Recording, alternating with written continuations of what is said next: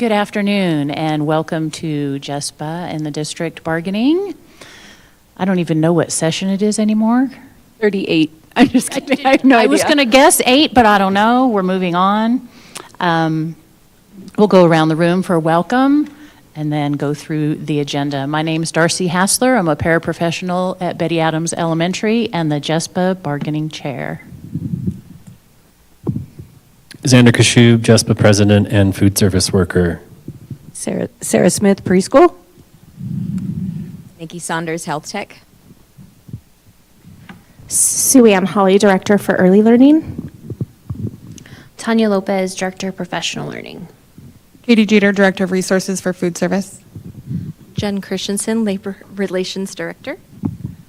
Amanda Perazio, Chief Human Resources Officer. Mark Strelo, Director of Custodial Services. Mike Hins, Director of Fleet Services. Brandon Rood, Dispatch Manager. Tiffany Beastrom, Paraeducator at Sobeski and Building Rep. And I'm Vicki Flores. I'm JESPA staff. Hooray. So our agenda shows from 4 to 8 this afternoon, evening, starting off with Jeffco counter proposing Articles 9, 15, and either 10 or 12. Has there been a decision on that? I just turned myself off. Sorry about that. Yes, so we have 9, 10, and 15. Excellent, thank you. And then a caucus, and then JESPA will counter propose Articles 4, 14, and our safety article, and then caucus, agenda setting, and joint communication. Any additions or changes to the agenda? We have a hard stop at 5 for a separate meeting. Don't know where that's going to fall.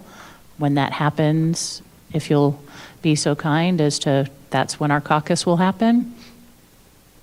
Okay. With no... Sorry, is it an hour-long meeting? Is it a half an hour? Is it unknown? The amount is unknown. Okay. I'm hoping 15, maybe half hour. Okay, no worries. Thank you. We have dinner scheduled at 5:30, so even if we need to go through that for caucus and your meeting time, we're amenable to that. Excellent, thank you. No further ado, Article 9? Yeah, Jen is going to do 9. And so, are you going to project it and read it? Magical. All right.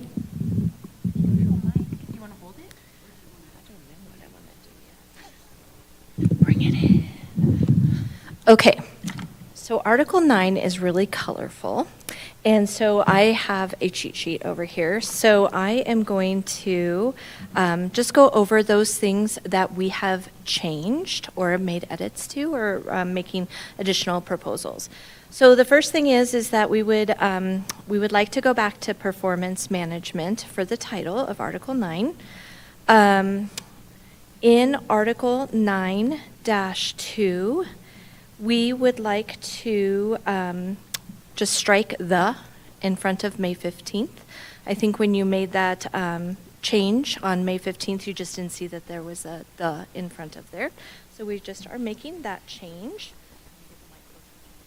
Yes, I'm just going to hold it. There we go. So we are just removing the in before the 15th.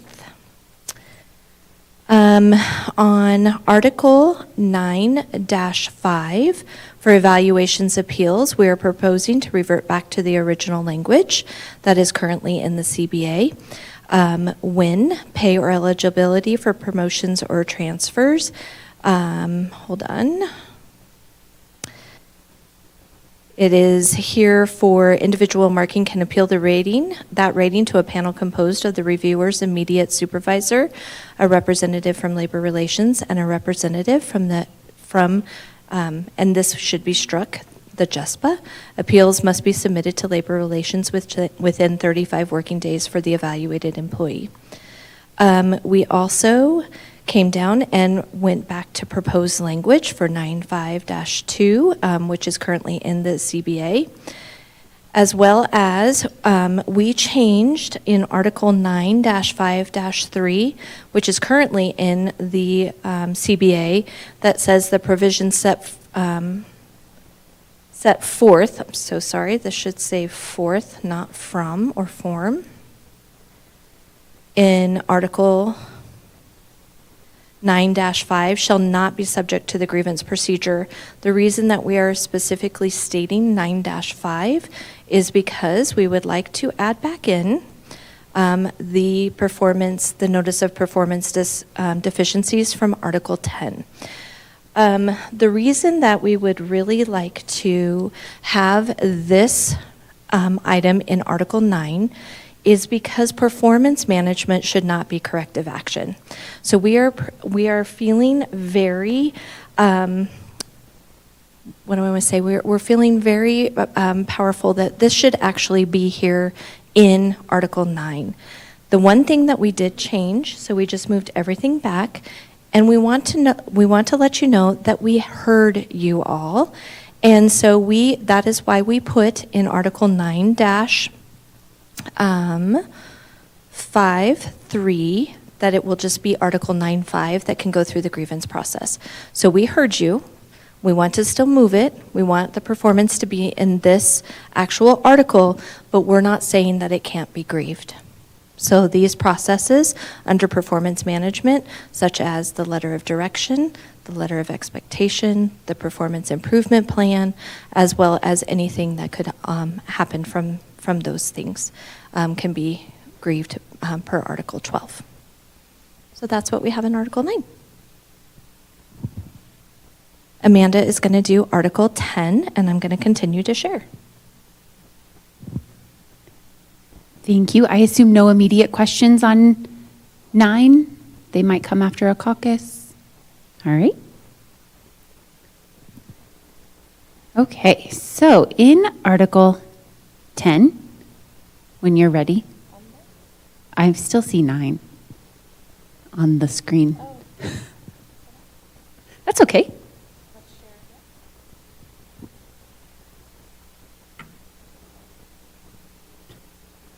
Okay, so in Article 10, some of the things we've already gone back and forth on, and I don't think that there is a lot of disagreement. And so, for example, we've changed the words discipline to corrective action throughout. I believe that's something that we've come to an agreement on.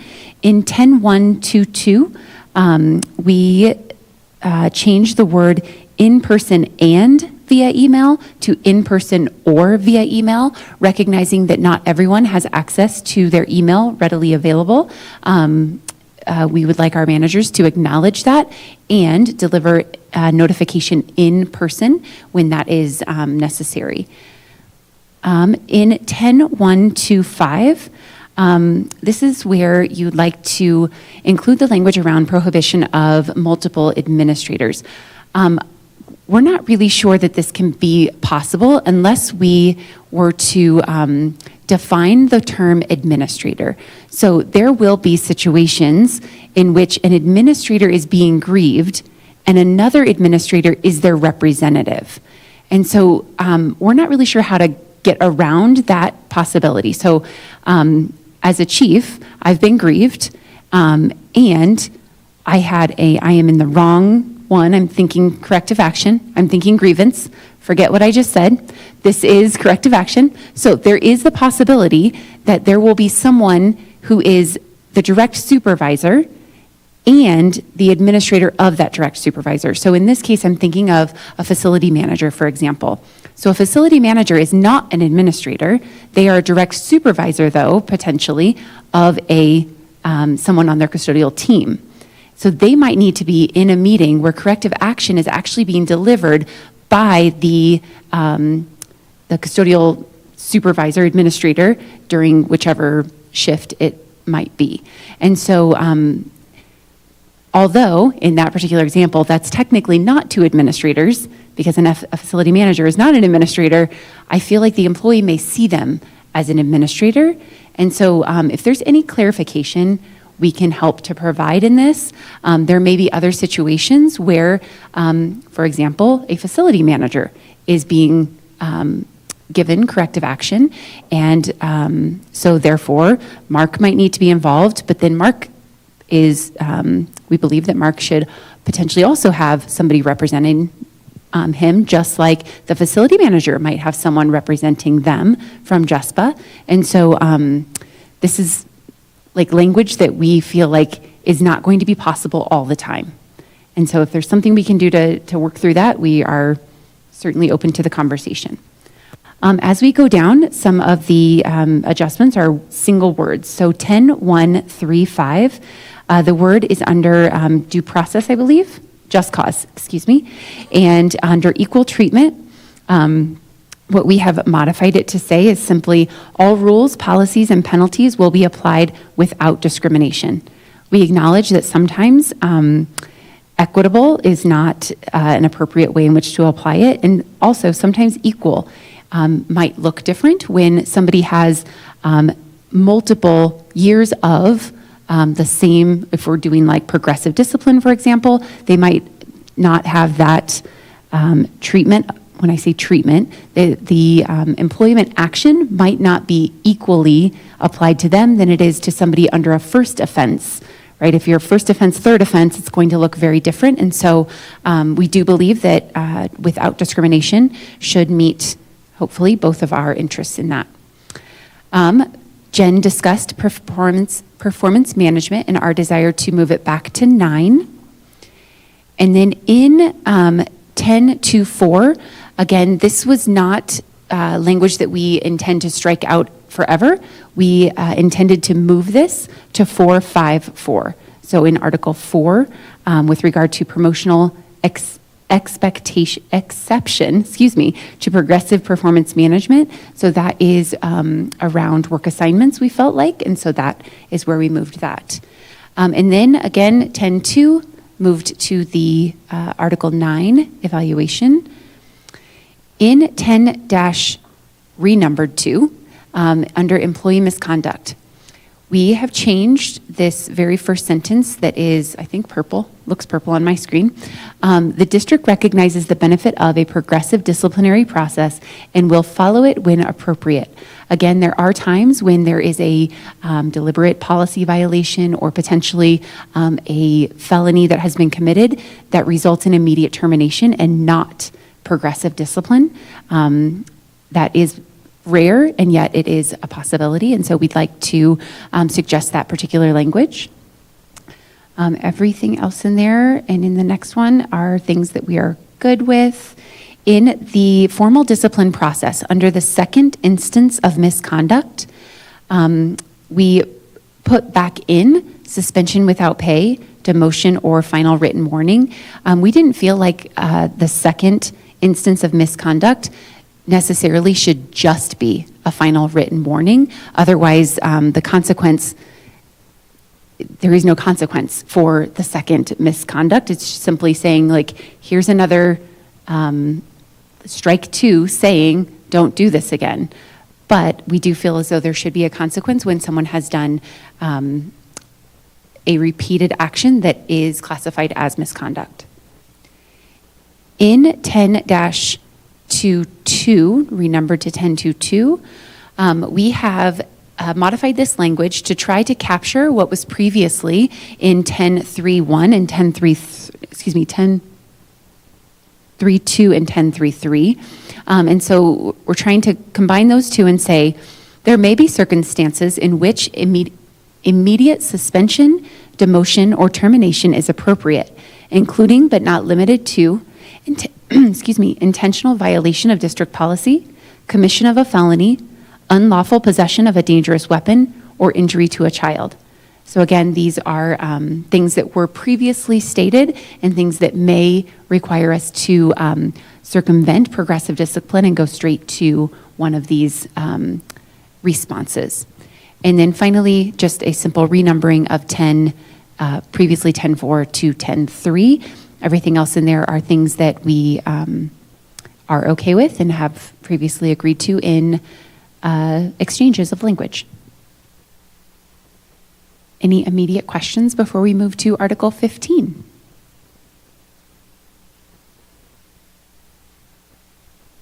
Hearing none, we will turn it over to Sue Ann.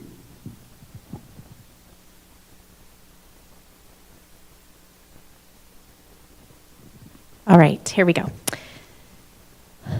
Okay, the first change is next to 15.1, it says 15.2. This is actually just referenced below in a different section, so I think that was just a mistake.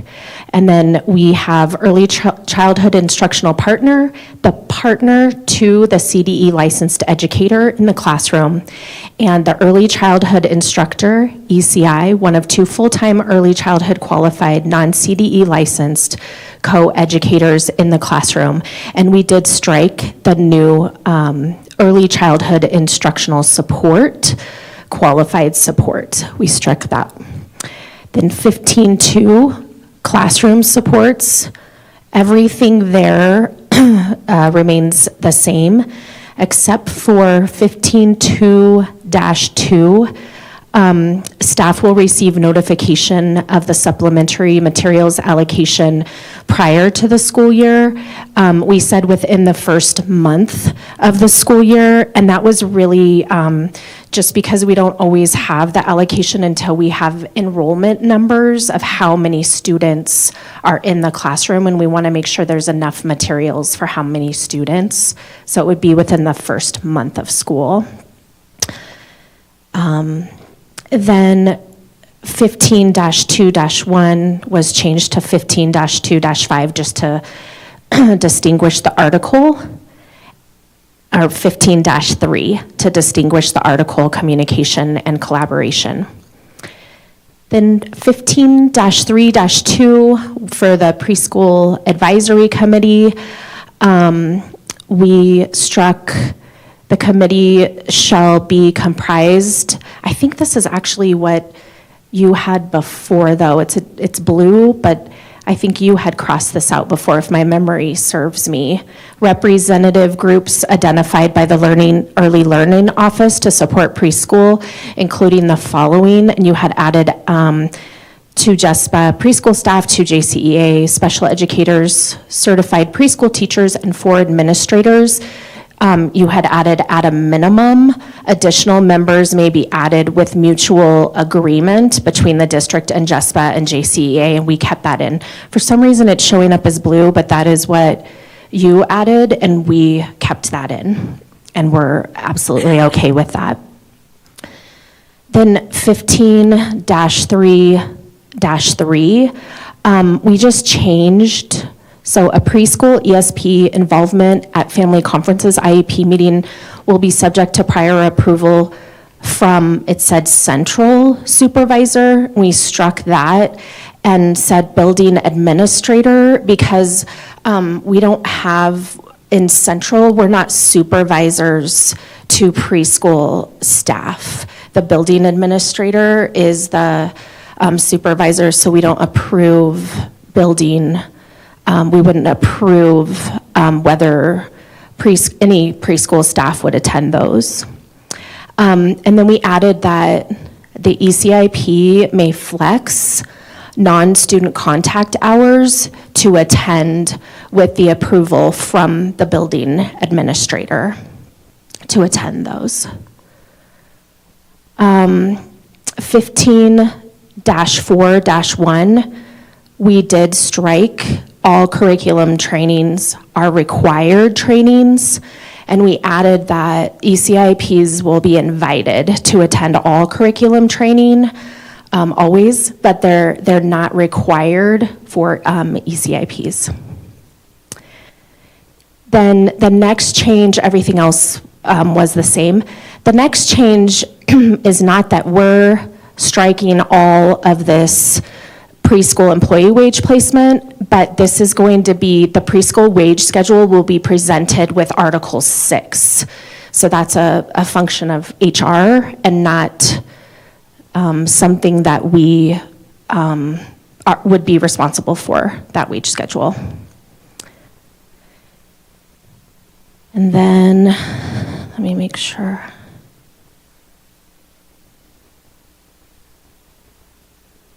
And then we did strike 15-5-2-2. That was new around differential pay for when there is a substitute or a guest teacher.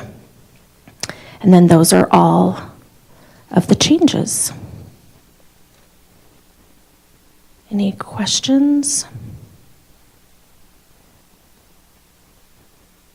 Not yet? Okay. All right. Hey, Sue-Ann, on that last part, correct me if I'm wrong, but if the ECIP happened to be a licensed substitute and they were the teacher filling in for that day, or they were requested to fill in for that day, they would be paid at the substitute rate in addition to their, no. No, but they could be paid at a guest teacher rate if they have a guest teacher license. Got it. If it is greater than their pay and they're taking on that role. Okay. If it's greater than their pay. Yeah, there is already a CDE licensed guest teacher that would be in the classroom. So it would be, as with any grade, the responsibility of the CDE licensed teacher or the ECI to leave sub-plans. That would include medical needs, classroom strategies.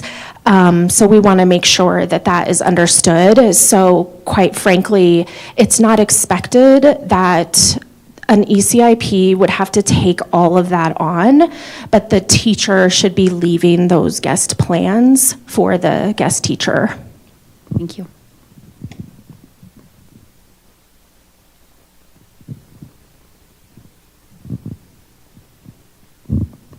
And those are our 3 short and sweet articles for the evening.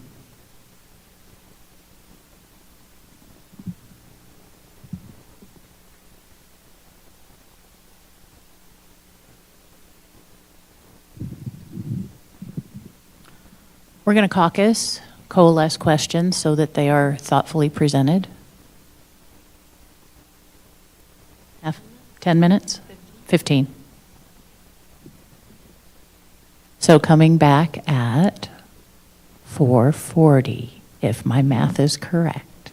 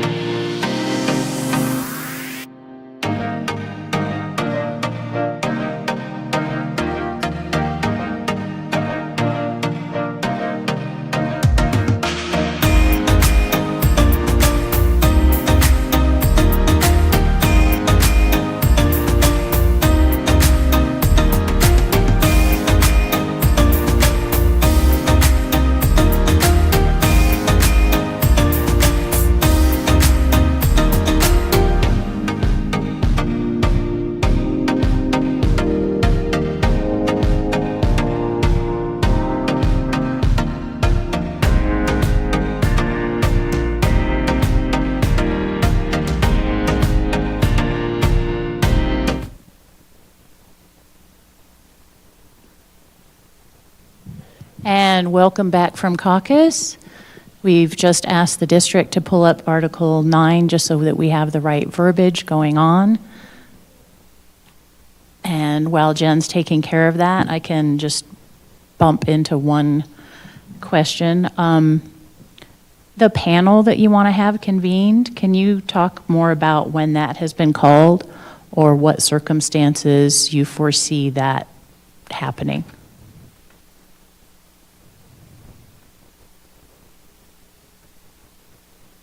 Are you referring to the evaluation appeals information in 9-5?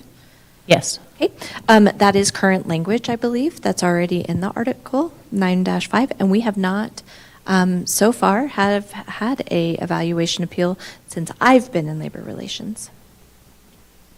We can't recall when it has happened either, so we're wondering, again. Yep, so Amanda can address that because, no. Yeah, so the panel, can you ask your question one more time, please? When has it happened in the past? Because we can't recall it either. Mhm. And under what circumstances are you foreseeing that type of situation? Yep, so according to the language, it just states that anyone who disagrees with their overall rating or an individual marking can appeal that with the Labor Relations Department. So if we have an employee who is, uncomfortable or is not agreeing with their overall rating or an individual marking, they can reach out to our office. And then and as well as JESPA, and then we will work with an appeals team, and then we will have the employee come in and explain why they don't believe that they have been marked accurately on their evaluation. And then we will, as a group, which is, it looks like the panel will be responsible for reviewing the evaluation process, the rating, and then as a team, we will decide whether or not the assessment will stand or if that will be changed. That is how I foresee that happening based off of the language. Neither of us are aware of a situation where it's happened, and neither of us have been in our roles more than long enough to know if that's happened. You probably all would have known if that has happened more readily than we would. Yeah, I might come back to this in a sec, but could you scroll down a little bit where you put the performance process?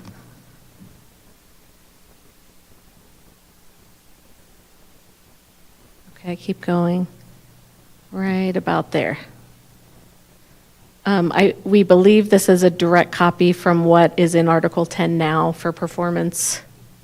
Okay, nothing's changed. I will like to say that for the SMART goals, the reasonable time frame, I do believe that the reasonable time frame was changed. I think it had something else in there.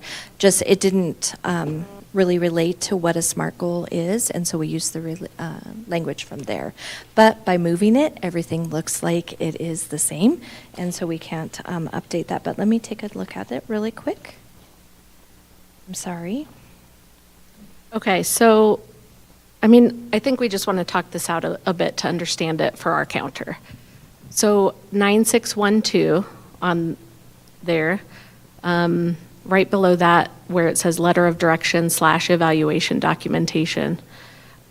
What we see here, and if you scroll down a little further, so if you get a letter of direction and the next step is to go on a performance improvement plan, and then if you left the language, termination would be following or demotion. And so what we see here is that an evaluation can be used as the first step towards termination. That was added at some point, I think 2019 contract negotiations, to make an evaluation subject to moving forward towards termination, which is why if we've had them, we've grieved them because it was listed in Article 10, and you should still have just cause and due process in terms of if you're put towards termination. We haven't used a panel, and I think the reason we've struck that is A, because we haven't, and B, because there would be no way we could be on a panel. There's no way we can fairly represent our members and be on a panel and vote against them. We would always have to vote, we just can't. So it would be maybe not a good use of time if we think JESPA's always going to vote for the employee regardless, because there's no way we can vote to move them towards discipline. That's not our job. Our job is to represent them. And so I think that's why we wanted to talk this through. How bought into are you into the panel? Because it does raise significant concerns for us. And if what's here is still disciplinary, is the intent here to have just cause and due process still apply or not?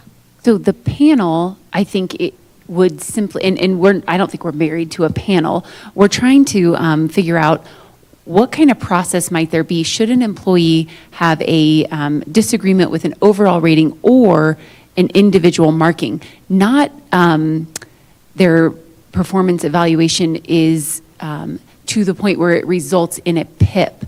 Let's say they are, I can't remember the 4 categories, does not meet, meets, exceeds. They want to be exceeds, but their supervisor has marked them as meets, and they disagree with that. And if their supervisor doesn't agree with their disagreement in an informal conversation, the question is, what do they do next? And we thought that the appeal process was what you had previously had in, and that would work. However, hearing that a panel process really isn't the right process, I honestly don't think that a grievance process is the right process, because we're talking about like one individual rating, not like well, it could be an overall. It does say overall. It's not something that is resulting in a negative employment action, such as what the following language we just talked about was. Right, so we understand how like an employment action can be grieved based on the fact that they could get demoted or terminated because they didn't follow the PIP or they didn't improve, but meets to exceeds is not, a negative employment action. It's an opportunity for feedback, and it's not going to demote them or terminate them. And so that's the difference between the two as I see it. Do you see it differently? No, I don't see it differently, but I also see what you're stating, Vicki, in the performance language down below, and how we are stating the letter of direction, which we just copied over, correct? So we could see where that evaluation documentation and the reference to evaluation should be, struck from this language, because we don't feel that an evaluation process should be corrective action. That's why we feel strongly that this should be in this article, because it really is about performance and performance management and, professionally growing someone and giving them feedback. So I understand where you're also where you're coming from on that question. So to clarify your interest, it's that Article 9 is kind of a supportive performance process. It's not meant to be punitive. Where corrective action, you're trying to make that misconduct is separate, so that they're not in the same article. You are correct. And so we just probably need to counter with some things to clarify and make it, because any administrator could still use, I think we talked about this last time maybe, could still use a performance process to terminate someone, and it still could be discriminatory, right? So we just want to clarify that it still should be subject to just cause, due process. You still have a rep at a meeting and all of that. And I'm not hearing that you're against that. You're just trying to separate the 2 lanes. We are definitely trying to separate the 2 lanes.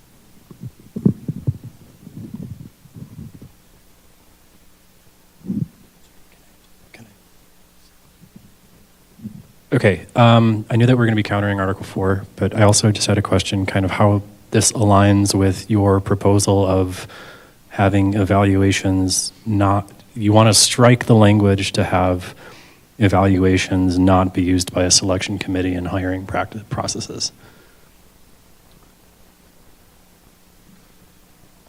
It's in Article 4. I'm just trying to connect some dots here with like your intent with with what we're just talking about. Sorry. Just, I don't know how that aligns with what you were just talking about with your vision for evaluations not being punitive.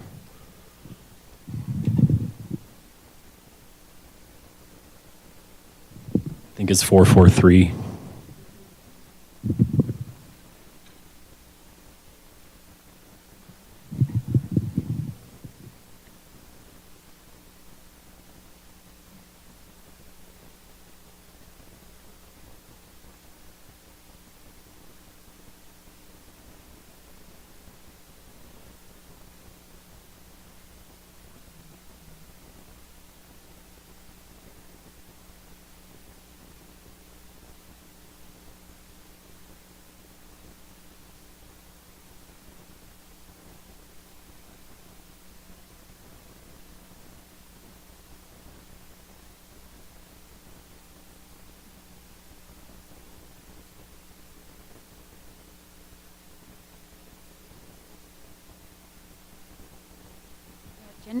Jen and I, obviously, we haven't looked at 4 for quite a while, but I think it was more around the discipline piece than it was around the evaluation piece. However, to your point, an evaluation could also be used negatively against a prospective employee.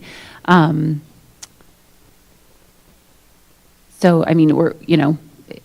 we're certainly open to conversation around that particular language. If you want them to be used, actually, no, we had crossed it out not to be used because potentially they could be used. I see what you're saying. There's also language, I can't remember where, around the 12 months and the discipline being not being taken into consideration after 12 months. Do you know what I'm talking about? Maybe, I can't remember if that's for which thing that is for in Article 10.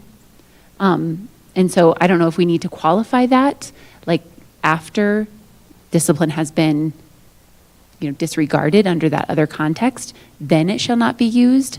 That's a potential, but yeah, I see exactly what you're saying.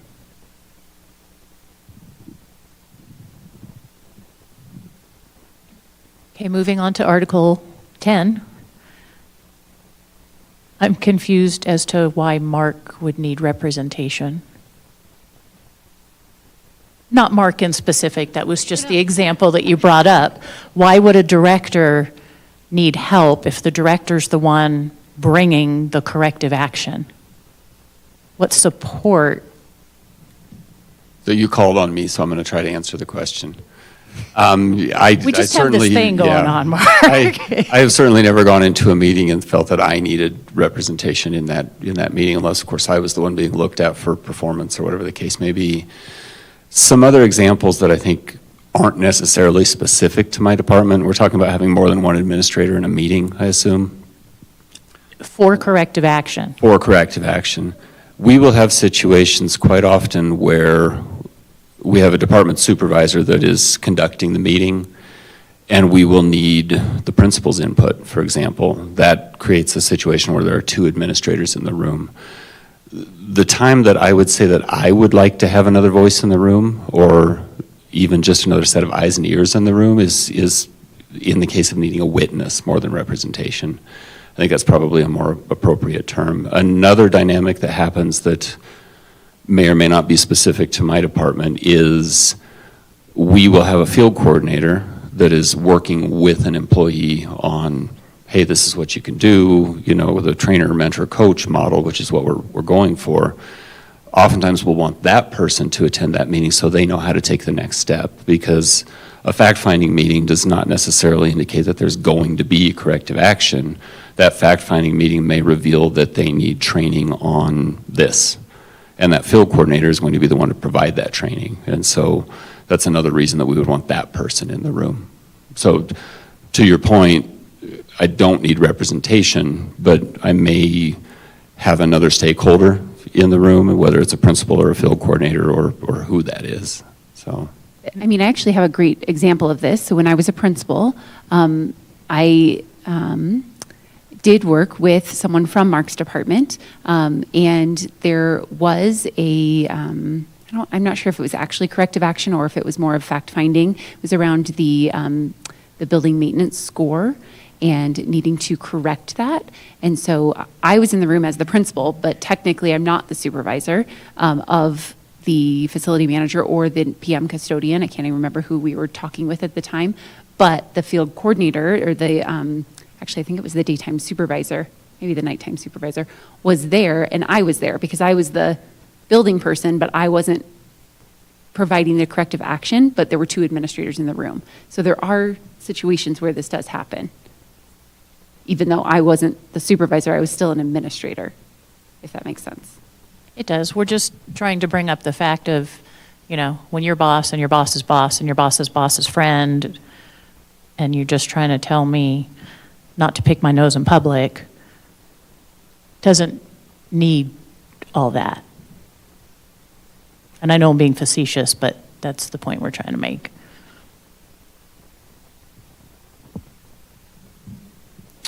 Something else, you said that you recognize that not everyone checks email, so you said in person or email. We'd still need that documentation rather than just a conversation. So we're going to counter that back, but that's why. Just having a conversation about something without documentation, I don't think does anybody any good. So that's why we had and, recognizing that not everyone checks their email frequently, prompting the in-person conversation, but needing that too. Just something to be thoughtful of maybe in that counter, because when we're giving, say, notification of a meeting, we find ourselves kind of in a box, and so we send everything out in exactly the same format with exactly the same language and exactly the same time frame over and over and over again. And I've received feedback that can be intimidating. And so we try to find ways to, how do we make that less intimidating and how do we make that not scary, but as leaders, we feel like we're kind of stuck in a box where that's the message we have to send, one, for contract compliance, and two, just to be fair to the employee. But again, a fact-finding meeting isn't always discipline, right? It's just a gathering of the facts, but it comes across scary. And so maybe there's room there. That would be an interest that I would have to, how can we cater the communication to be less intimidating, but still meet the contractual obligation and still be clear? Does that make sense? Absolutely. Yeah, because I love the idea of a conversation versus an email that says, we're having a meeting at this date at this time and get a rep. I'd much prefer a conversation, but then we have was it documented? Did it happen 48 hours prior to the meeting? Was the information laid out clearly? And so we try to capture that. So that's something we struggle with, just so you know. Yeah, absolutely. Have a conversation. I'm just sending you an email to follow up that I had this conversation. Yeah. Nobody likes the nasty gram from the HOA. I agree. Darcy, I just wanted to let you know it's 5:05. Okay. Thank you. And any questions on Article 15? Yes. Go. Thank you for the reminder, Amanda, but I'm thinking Didn't we want can. you to be late. Hoping we can crank. Can you just go to 15.2 and 15.3 area?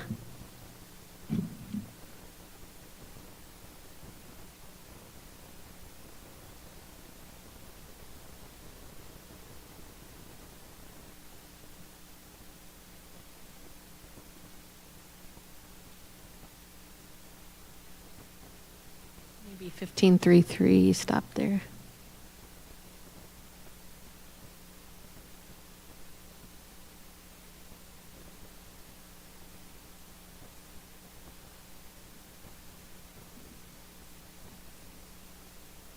I just wanted to look at this again because I think we missed it. Where it said ECIP, we were wondering what the context was for it just to be ECIP. But maybe that makes sense in how it works? Is it not ECIs that would need to do that too? I just think 1533, a preschool ESP should just be a preschool ECIP. I mean, But where it says the ECIP may flex non-student contact hours to attend with the approval, would No, an that makes ECI not need to do that? ECIs are required to go to You're conferences. required. ECIPs are not required to go to conferences. So ECIs are not included in that. I guess I'm asking, wouldn't you still need to flex either way because your hour? If I do it after hours, I get paid overtime. Okay, I just wanted to clarify that. No, I Okay, totally get sorry. it and I respect that. 1533 would only pertain to ECIPs, though.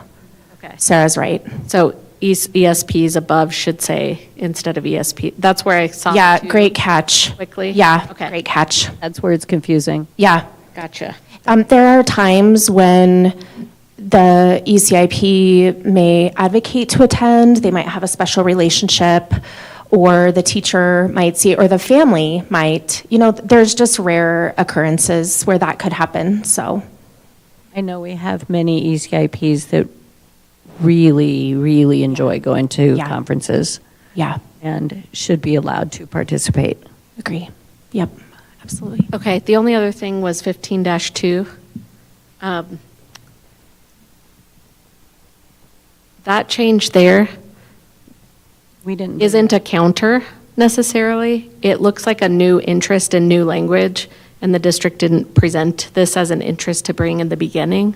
So this, to us, doesn't look like this is something new that wasn't brought as a district interest, unless y'all can tell us that you did or not. No, that's me. That's fair. It's me just honestly learning the process. We just wanted to raise I'm it. fine with taking it out. We can work with our preschool advisory committee around that this year, I think. We try to get the list to them as quickly as possible, but I must have somehow missed that. Yeah, so we can put it back.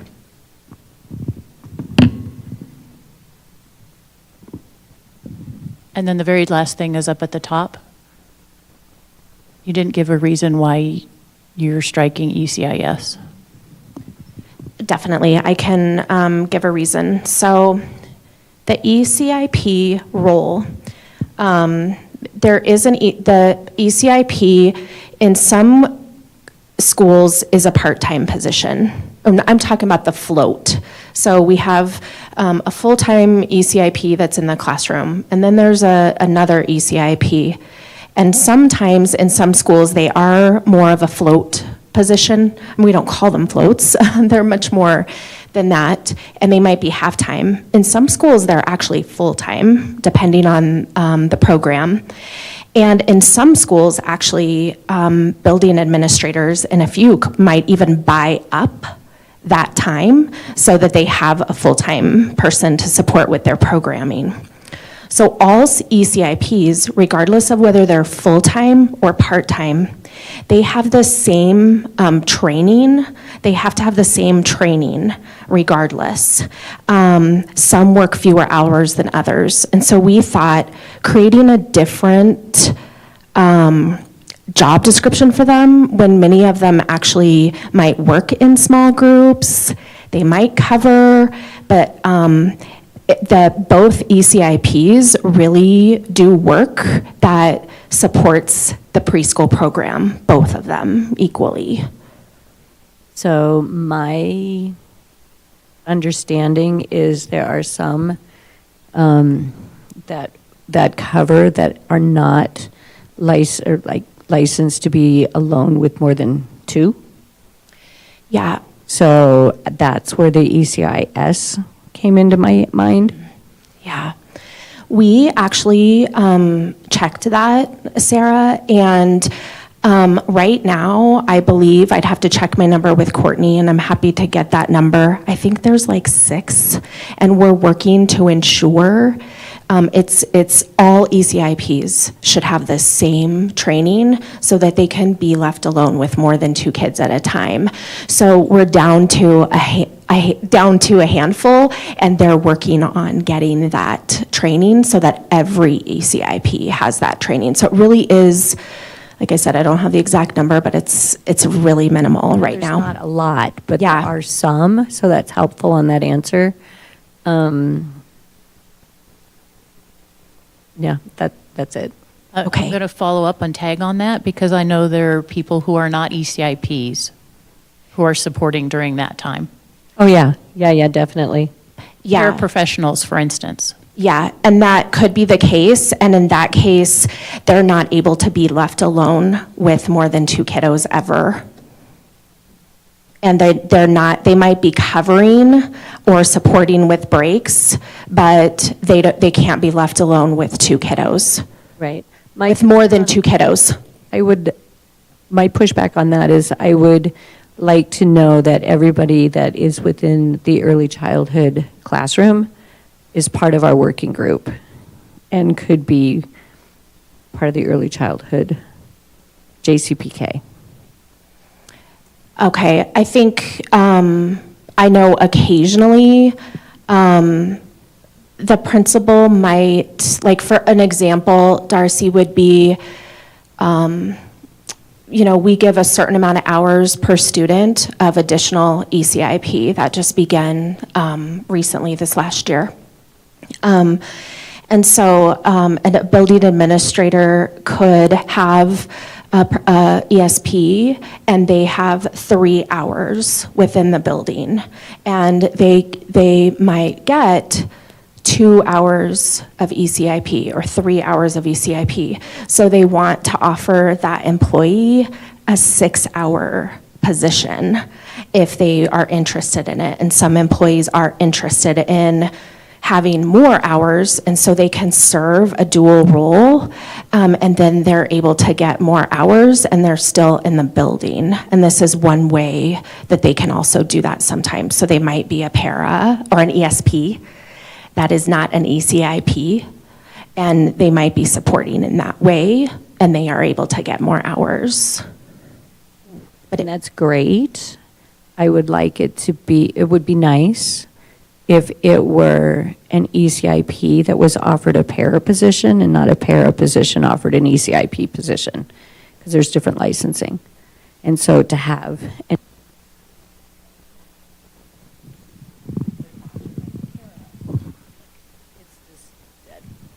sorry, is that one on? Okay. So to have an ECIP move into the para position is more palatable for myself than a para coming in and working with the licensed Yeah, can we just clarify our interest? Yeah, that Is to have have the same access to training to everyone who works with preschool. Yeah. So that's why the creation of the new, it's meant to be the paras, right? That they have access to the same training and are able to support in the same ways. Yeah, So- if they are even a para that has additional hours as an ECIP, they all will have the level 2 training. Like I said, we're down to a handful that we're working on getting the training, but they should all have the required training to be within the preschool classroom. Yes, but until they finish up that training, like if they're newly hired and they don't have that training yet, there might be a kind of a lag time, but they should all have that training, we agree. That's the goal. Okay. Yep. Can I just clarify so that I understand for our counter? You're saying that paras should also have the training. That's what you're saying? If they're serving in a dual role and they have like 4 hours of ECIP, and I can get how many people we have that are in that position and how many haven't had the training. Yeah. It's a small And amount. just for clarity, that's partly why we're including this in the reclassification request for the wage schedule, is because if we're adding additional duties to a job description for a para, should it pay more if it's got more licensing or training requirements? Like what is the appropriate pay grade for it? Well, I believe that would be an HR question probably, but I believe that it would be for, another example I could think of is when we have ESPs who might also have a position with SAE, let's say. They have two different pay scales, so they get paid out of two different buckets. So if they're serving as an ESP, and let's say they're supporting in another grade, first grade, for 3 hours, and then there's a 3-hour ECIP position, and that person is really interested in getting more hours, then I believe they would have 3 hours of ECIP pay, 3 hours. Jen, can you help me with that? So I think what Sue Ann is Trying to to say is that we have employees who might have dual roles within Jeffco, correct? So we may have a paraprofessional who is working at Betty Adams, and then in order to get to 6 hours, let's say they're working 2 hours as a paraprofessional, and that is coded as one job code. And then they might also be working in the preschool, and that preschool position is coded as a job code for an ECIP. Correct. It shouldn't be coded as a paraprofessional. So I think what we need to do is we need to get some data to see if there are roles in the district that are not complying with that. I agree with the word should. Yes. I have experience that is not happening, that there are paras getting paid as paras, working as Okay. ECIPs. And That's so our whole point. So maybe that is, so maybe what I also think, I believe that Sue Ann is trying to say is that we should not have any paraprofessionals. They all should be coded as an ECIP. And so those are things that we need to Know about. Know about. And so it may not need a new position. I think what we're uncovering here is a situation that we need to address in another way. Yeah, that would be something we would want to know about in the department. And I did just get, we have 3 right now. We're down to 3 that don't have the training. Again, if there is a paraprofessional that is serving in an ECIP role, then let us know. Will do. Thank you. Any further questions on 15 before we take our overtime caucus? All right, thanks. Okay. Thank you.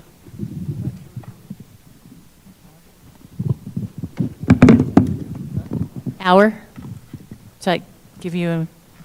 Oh, yeah, that's fine. I mean, we can come back at 6 or 6:15, whatever works for you. 6:15. Okay, we'll see you then.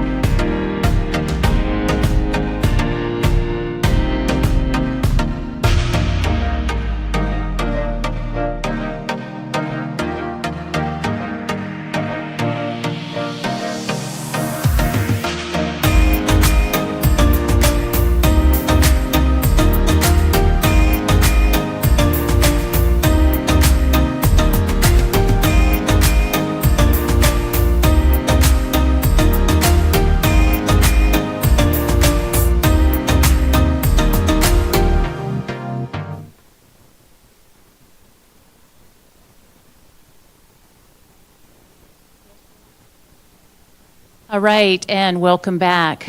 We had some technical difficulties with colors on documents we needed to get fixed, so that's why we're returning a little late. Thank you for your patience. And per the agenda, now we are presenting, starting with Article 4. On my screen, our additions and strike-throughs are in green. Let's see what happens when it hits the big screen to see if that changes. Well,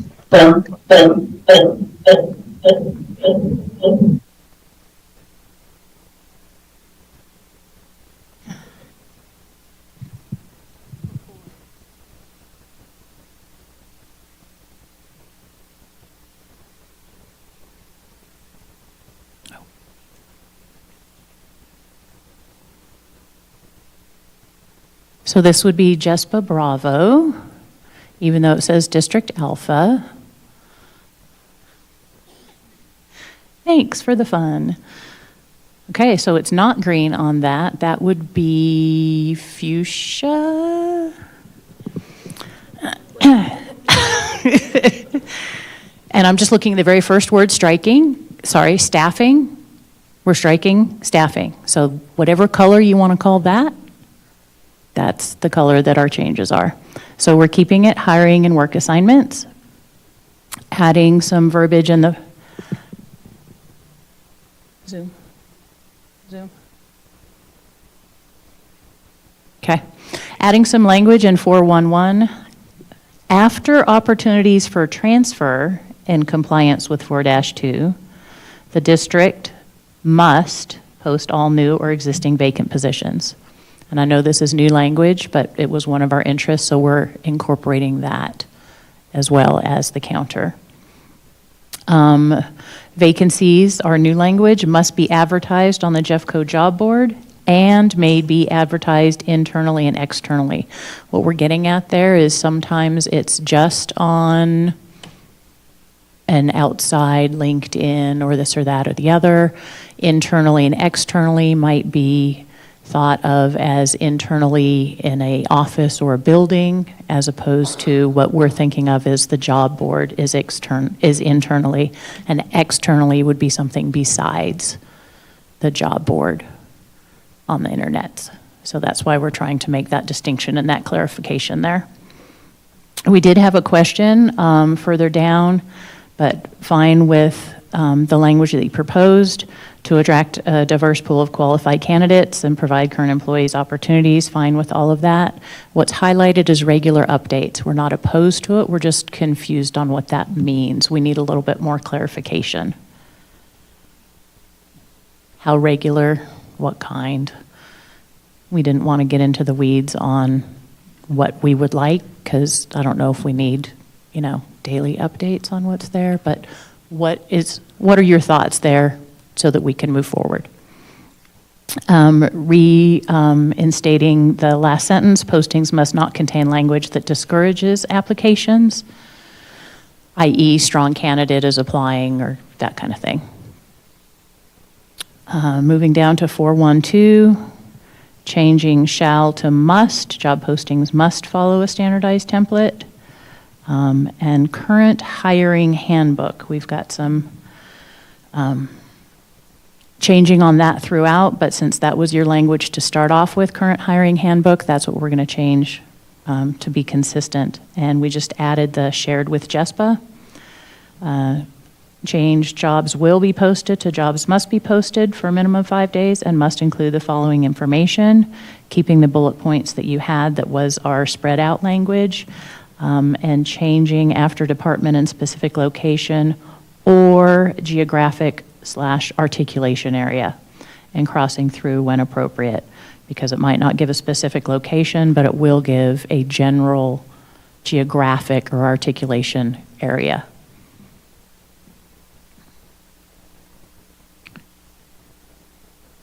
Scrolling down to now the 4.2. Instead of changes in work location, we're calling that transfers and distinguishing voluntary transfers, new language. Before posting a vacant position externally, the district shall first offer the opportunity for a voluntary transfer to existing qualified employees. New language, the district shall notify all employees in the job classification of the vacancy and allow 5 workdays for voluntary transfer requests before moving forward with hiring. Interested employees shall submit written requests for transfer to the hiring manager. 4213, if multiple employees request a transfer to the same position, seniority shall be the determining factor. To the old language then, we're calling it involuntary transfers. New language here, the district may administratively transfer employees into a vacant position without adhering to posting procedures. However, these involuntary transfers may not be used for promotions or demotions. So accepting some of your language, adding some of our own, and then adding back in, the district must not make transfers for arbitrary or capricious reasons.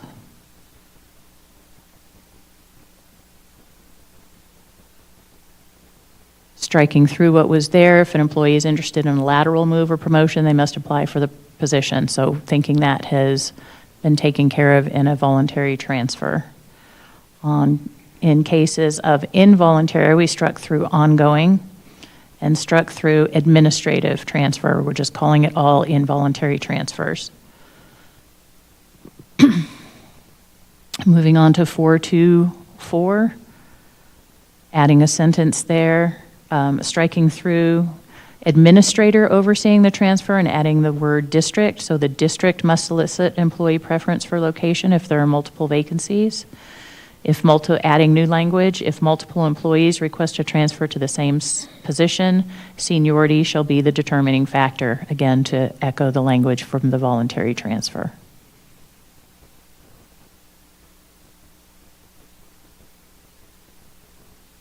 Then striking through 425,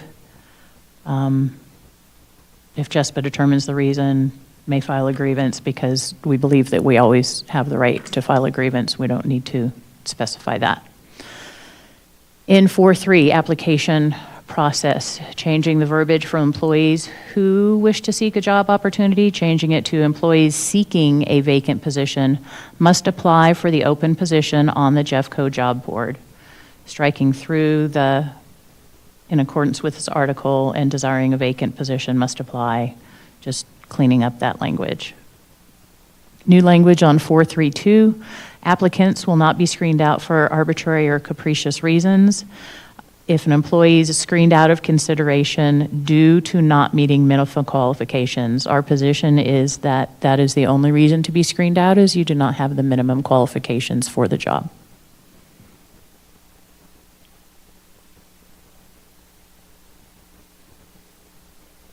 Fine with the language that you proposed on 433. On 441, striking through the pre-screening based on what we said before, that it's only for people who don't meet minimum qualifications, so we're eliminating the pre-screening verbiage. We're fine with the language that you have. The hiring manager will be identified in the record for every hiring folder. Changing some verbiage in here. What was there, JESPA employee, you changed to JESPA eligible employee, and we're just saying a JESPA bargaining unit employee. Fine with the as defined in Article 1. The next sentence, you had put in the staff hiring guide, but previously you had called it the current hiring handbook, so we just want to be consistent on language and calling it the current hiring handbook. And then committee members will have the current hiring handbook for review, and then struck through, which includes the process, action steps, and training materials. Because I don't know if the whole committee needs the action steps and training materials, or if they just need the excuse me, process. On 442, you had put the pre-screening and final selection, striking through pre-screening and final, just used for the selection process. based on what we had said before. Tools, your language may include but are not limited to. Again, same language that was already there, resumes, interviews, written tests, practical test. We struck through work simulations. I know that's existing language, but not really seeing how that applies, how it would differ from a practical test. If there is a difference, but I'm thinking a practical is in the trades, that's what we're used to. We struck through the current corrective action, as we discussed from your proposal earlier as well. And then striking through the selection committee will predetermine the number of applicants to interview. The agreed upon pre-screening tools will be applied equitably to all applicants. And the remainder of the sentence, again, we don't believe that pre-screening should happen unless you don't meet the minimum qualifications. 443, new language. In all cases, the selection tools chosen will be applied uniformly and fairly to all candidates. 4431, employee evaluations and/or discipline are not to be used by the selection committee.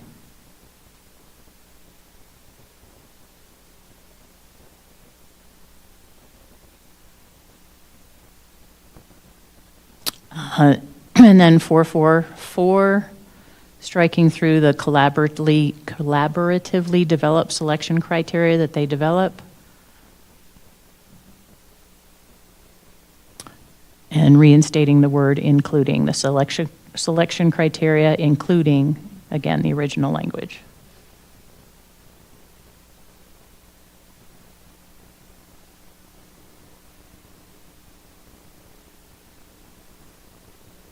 Down to 446, adding back, assuming there is no compelling difference between top applicants, internal candidates will be the preferred choice over an external. Again, this is two people are at the same level. If that's the case, the preference is an existing Jeffco employee. Assuming there's no compelling difference between only internal applicants, the final selection will be based on the greatest amount of seniority in the district. On 447, striking through the interview process, the hiring manager will notify candidates not selected after, keeping your language, after the finalist has accepted the position, but before the selection is announced. So just striking through the interview process. Striking through 448.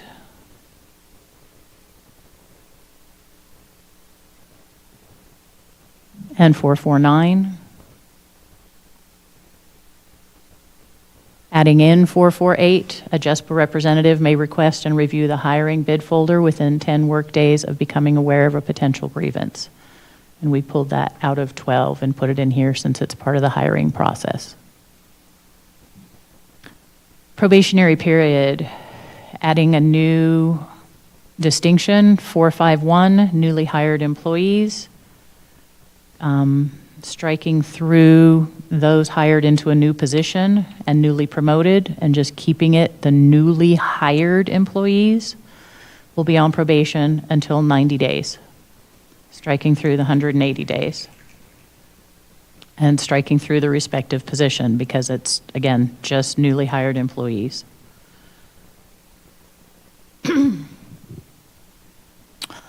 On 4512, we talked about moving it to Article 2. We're open to that, but we need some more discussion on the in-person orientation. So we just brought that back in. So again, in concept, moving at.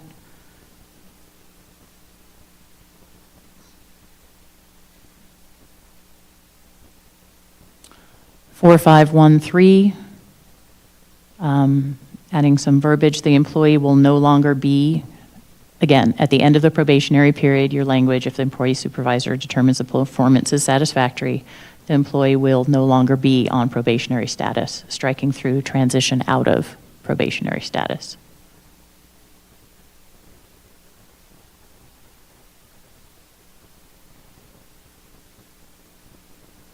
fine with the language. If the performance is less than satisfactory, 60 additional working days, fine with that language.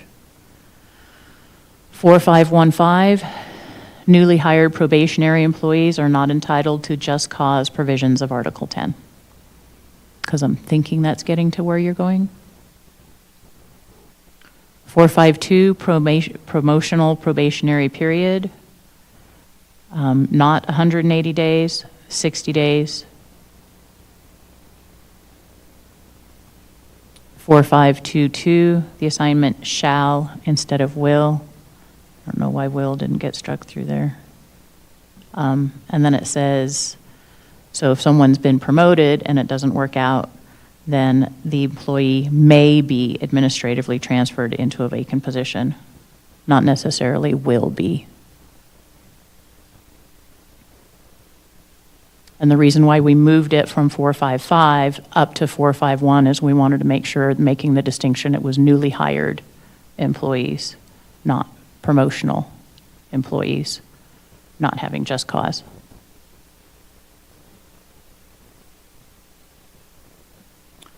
On to 462. Under duties assigned, instead of the association, put in JESPA. 465, instead of employees, bargaining unit employees. And struck through the listing of lead positions, because that is in their job description, if they're leads. May be responsible for assigning tasks, providing input on, new language, evaluating staff, and participating in discussions related to, new language, striking through assisting the appropriate supervisor in grievance resolution.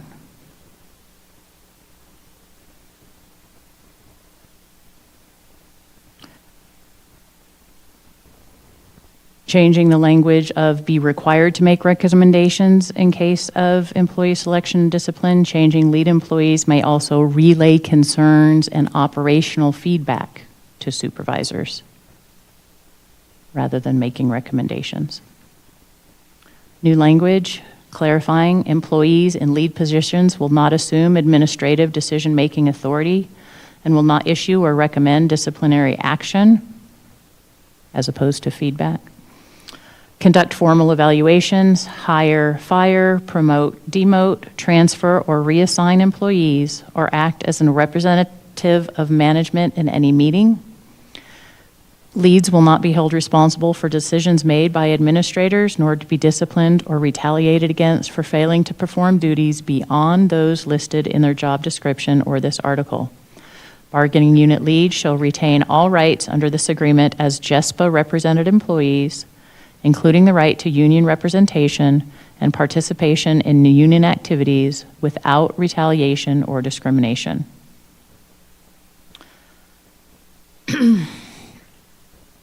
What you had was this agreement and the additional responsibilities. We don't believe they're additional because they are part of the job description. So we just changed the responsibilities to these responsibilities. Moving on to 4.7, adding new language under maintaining qualifications. 4.7.1, cost coverage. The district shall pay the cost of fingerprinting and background checks. 4.7.1.2, the district shall provide or reimburse employees for all costs related to maintaining licenses, endorsements, certifications, and other required qualifications. So that's the cost of whatever the qualification or background check is, separate and distinct from 4.7.2, compensation for training. The district shall compensate employees at their regular hourly rate for any time spent completing required training, coursework, testing, or other activities necessary to maintain requisite qualifications. This includes, but is not limited to, and bullet points, mandatory training sessions, recertification courses, testing required to maintain credentials, medical appointments to secure or maintain required qualifications, Sub-bullet point, if the appointment occurs outside of regular working hours, such time shall be paid in accordance with the FLSA, including overtime pay when applicable. Final bullet point, travel time, when applicable, in accordance with the Fair Labor Standards Act, again, FLSA. 473, whenever possible, the district shall provide training directly. If the district does not provide the required training, employees shall be reimbursed for cost incurred and compensated for the time spent completing such training. So we understand, as you had brought up, some things that the district can't do, and that's fine. Just, be reimbursed for such.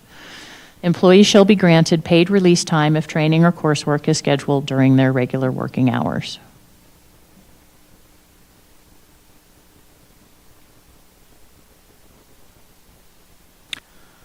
Revising the language in what was 471 is now 472. Striking through employees' responsibility to ensure they maintain the requisite education, licensure, and endorsement, and instead, language, if at any time an employee fails to hold the requisite qualifications, the employee will be given at least 30 days to reacquire the necessary qualifications. The district may provide support or resources to assist employees in maintaining requisite credentials related to their positions. Existing language, instead of saying be removed from the work and placed on unpaid leave, revising it to demoted to a lower classifications while they work to secure the necessary qualifications, or placed on unpaid leave if the employee chooses. And we had struck through the next two because we did the language above for compensation rates of pay. 4-8, striking through the pilot program agreements and just highlighting this. Last time we met, February 28th at our bargaining session, both parties, and that's why it's highlighted, both parties agreed to strike the pilot program from the contract and further agreed that future pilot programs are subject to negotiations. We did that from Article 2. So the waivers and the pilot programs, we figured this didn't apply, which is why we struck it.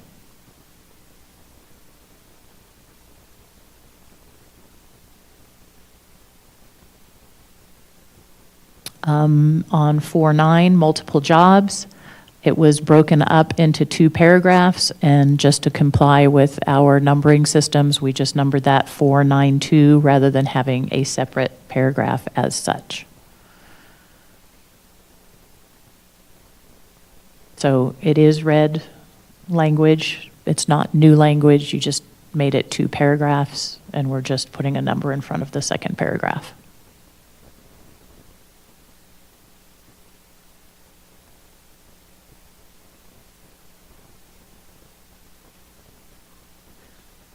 Can I ask a couple of quick questions that came up? Back on, it was 411, I'm not sure what it is now, but it's the advertising vacancies and opportunities internally and externally. Somewhere in that one. It's still 411.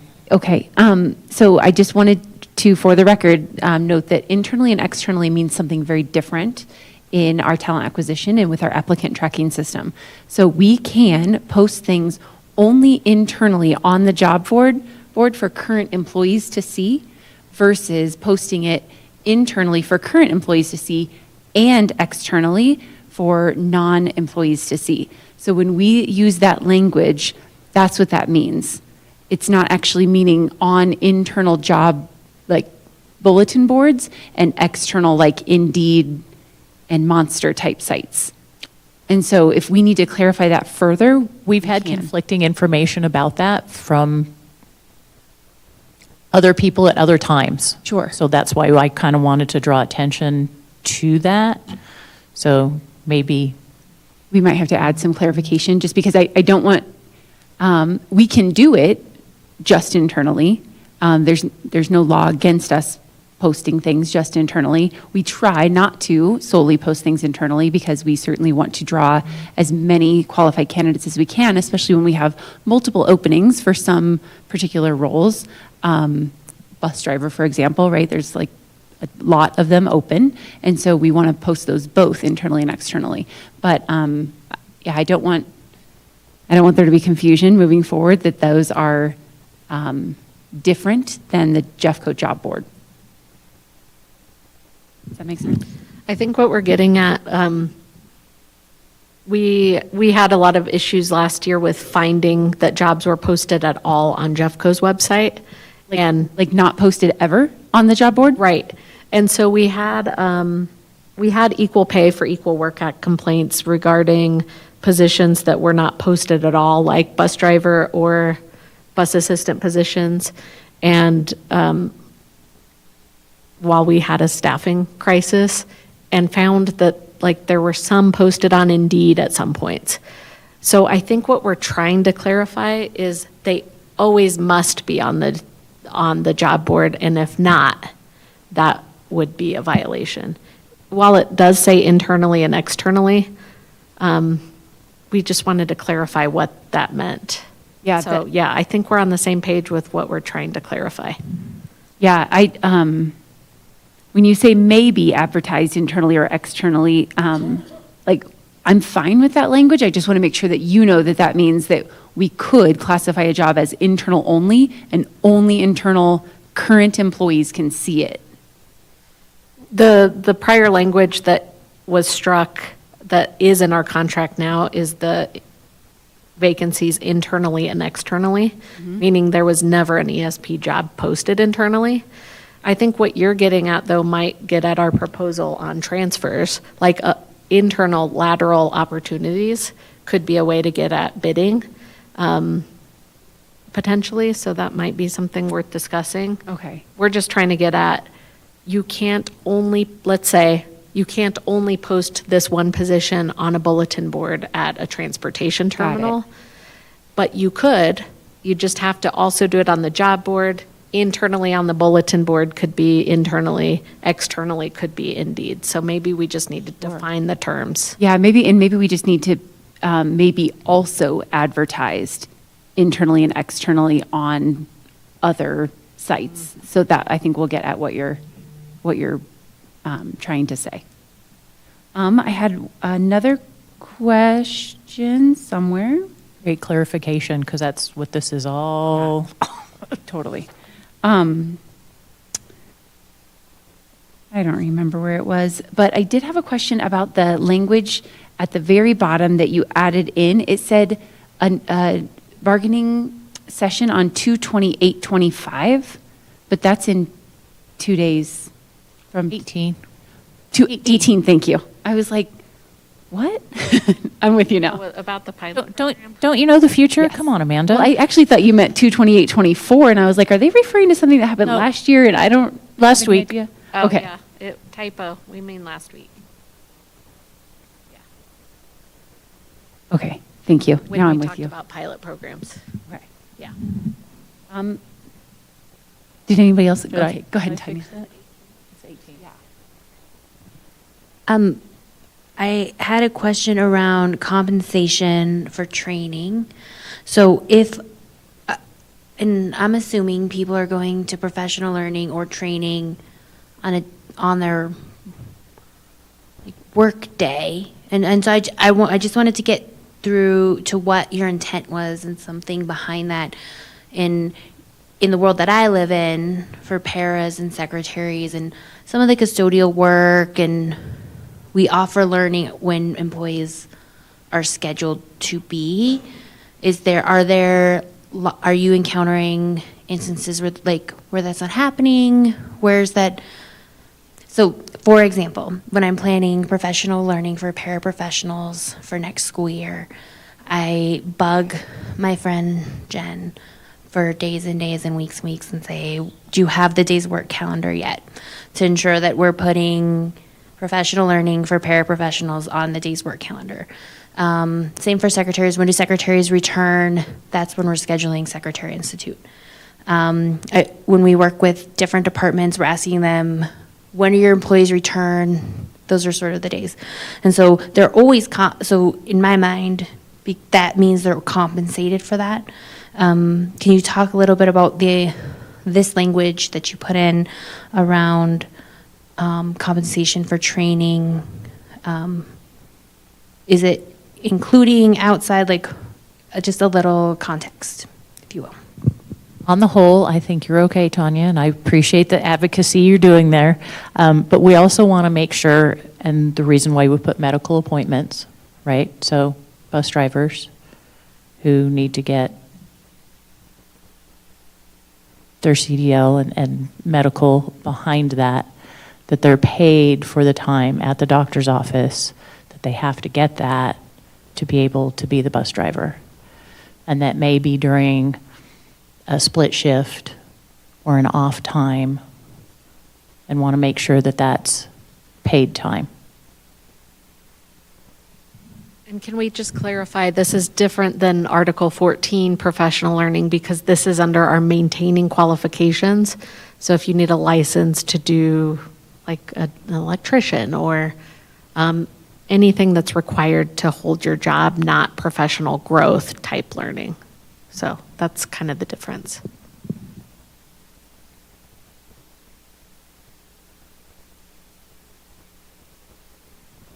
So if you have to have ECE, right, licensure, that will count under here. Correct. Okay.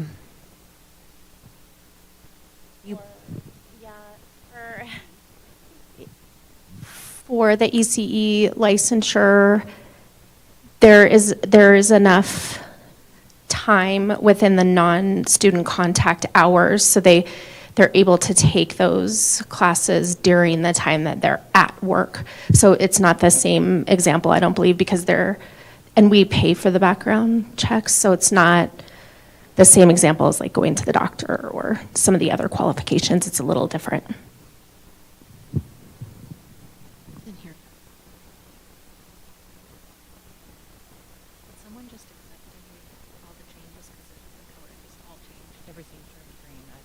Just accepted all changes.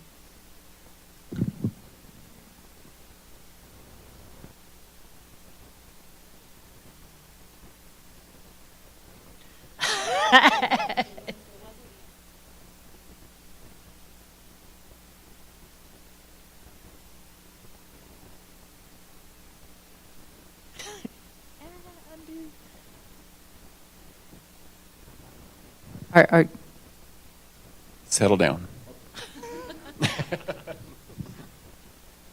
So I had a question related to the selection process, and I know we've been around this in previous bargaining sessions, previous year bargaining, but the term compelling difference, what does that mean to you? That's something, it seems vague to me, but yet it's something we need to apply consistently. Is compelling a tie? Is compelling a 5% difference between the two candidates? What is compelling? I talked about a half a standard deviation, but that turned into a longer discussion than we have time for here. That's a lot of math.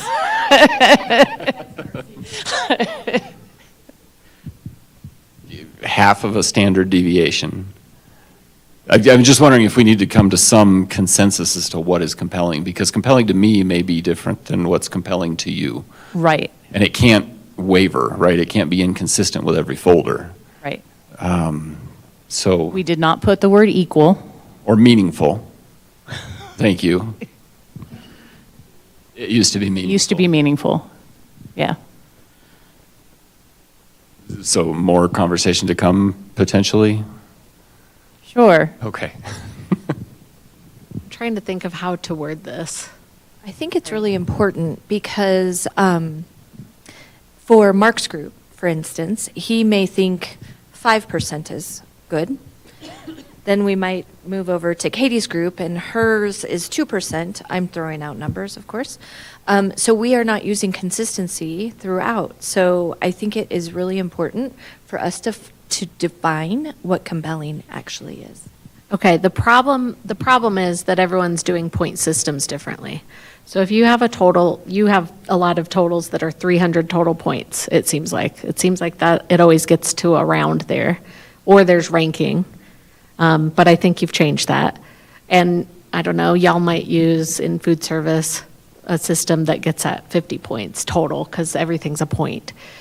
So that's where percentages are hard across multiple departments that are all doing it differently, because 1 point difference when there's only 20 total points is much different than when there's 300 total points and folks are within 10 points of each other, right? Or, I don't know, I might be explaining this poorly right now. I think that's why we end up coming back to compelling difference, because there's always different situations. I'll say, I think from our perspective, when we're finding problems with hiring folders, it sometimes is because folks are close. It looks like maybe you've updated your process to get at seniority more and more fairly, which was our goal when we've bargained this language before. But it is one of those things that it is really hard to define, because you might be using different selection tools depending on the job, or changing your point system. So if we tell you it's definitely 5%, and then suddenly there's only 20 total points, that's how the system can be gamed in somebody's favor over another's in what we're looking at when folks are going for promotions. So it might be that there needs to be more consistency in hiring between all the different departments or through the district.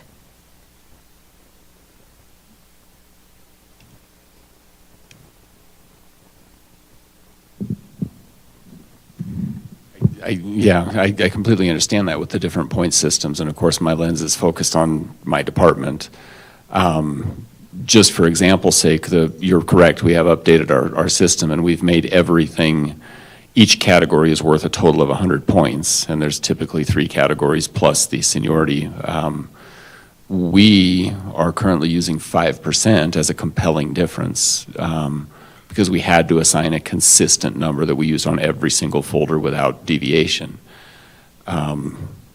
I just go back, and maybe there's more conversation that needs to be had about this through the hiring process, because to Jen's point, it opens us up to too much disagreement, and it opens us up to too much potential for, well, you did exactly the same thing that you did on the last folder, but this folder's being grieved because there's, a minute deviation in a percentage or something like that.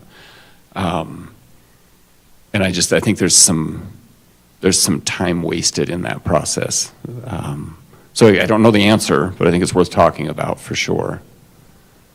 I would just like to clarify, though, that the grievances that we have filed are not purely based on score. It's because of other situations that we've uncovered, like discrimination or manipulating the scores, or something like clear rumors and evidence of favoritism that causes us to look and then find it. And it could be that somebody's close, or that I don't think the grievances we filed are purely just because people are close in score. When we haven't found evidence of any manipulation and it's close, and then you go by seniority, we believe you're following the contract and we don't grieve. So I get what you're saying, and I appreciate that you're trying to get to a point where you're using some standard that's fair. So that's great. I want to make it clear that we're not just grieving everything because people are close in score, in our opinion. I also have a question on the selection process. For the pre-screening portion that was struck through, I understand that you are asking that, everyone who is qualified is offered an interview, but how are we going to get to who's qualified without using pre-screening tools? So for us, a pre-screening tool may be the application, or we may also have somebody or a department who is asking for a resume. And so they're going to have to use those tools to actually do that pre-selection. And so I'm just wondering about why we would strike through that language. Because what we struck through was the only reason not to interview was if they did not meet minimum qualifications.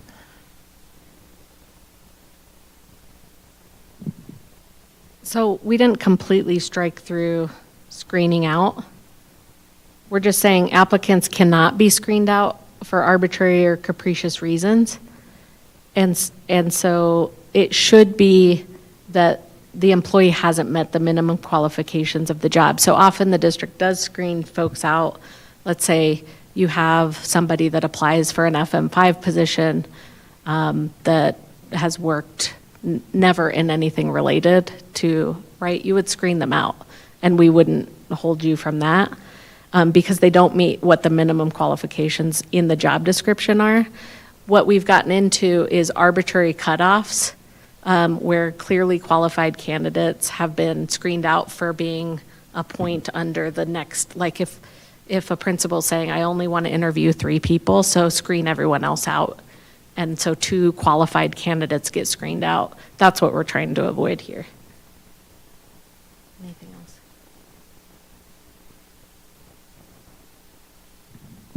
Can you please go down to the pre-screening tools? And I apologize if I misunderstood some of the reading. It was going really quickly. But I do believe that you took out pre-screening and final selection process. And some of these tools may be used for the pre-screening process. So I'm just making sure that we're not saying that our hiring managers cannot use these tools to pre-screen. That's mainly what I was asking about. I'm trying to figure out maybe what you're saying. I don't think we're trying to say you can't pre-screen. I think what we're trying to make sure of is that all of the tools are used equally in the way that you do in your grid, so that we don't ever get to the point where if you have a candidate who doesn't interview as well as another candidate, but has all these other things in their favor, a long work history, excellent work record, passes the test, that all of those things are used in that employee's favor versus one tool at a time.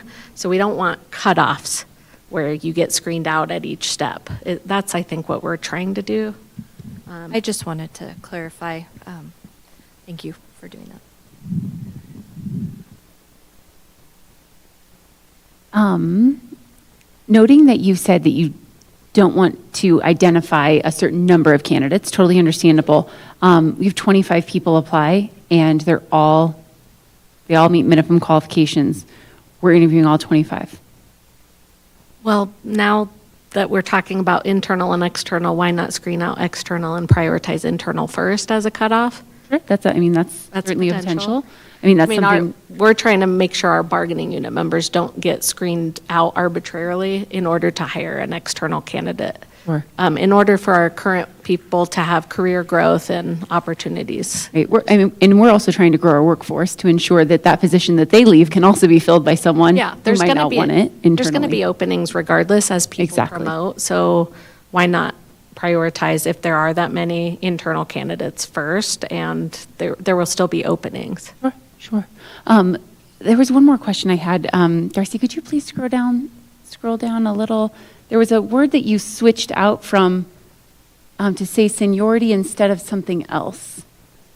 I just wondered what's the difference between seniority and continuous job-related service. So could seniority just mean I've worked in the district for 20 years even though I haven't worked in the position I'm applying for 20 years? Is that the difference? It's Article 1 definitions. So I believe the word in definitions in Article 1 is seniority, and the definition is continuous job-related service. Yeah, it says So- seniority is measured by the continuous service period defined in Article 1.4. So we were trying to go with, like, the short word that is further defined. It's just for simplicity and clarity. Thank you.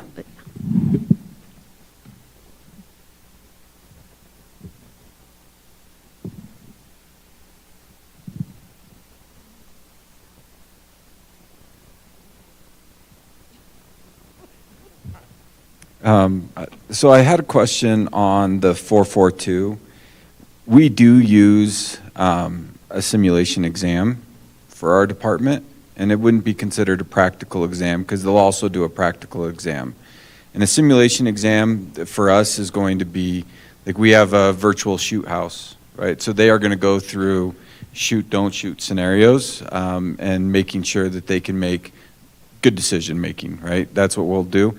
That is a simulation. I don't know if that's why it was added in here, but we do use it in practice. It might be. Great. Perfect. We were just thinking it was the same as a practical, but you have differing information, and we like to be informed. Okay, and then I did have a clarifying question on 448. And I'm going to look over your shoulder.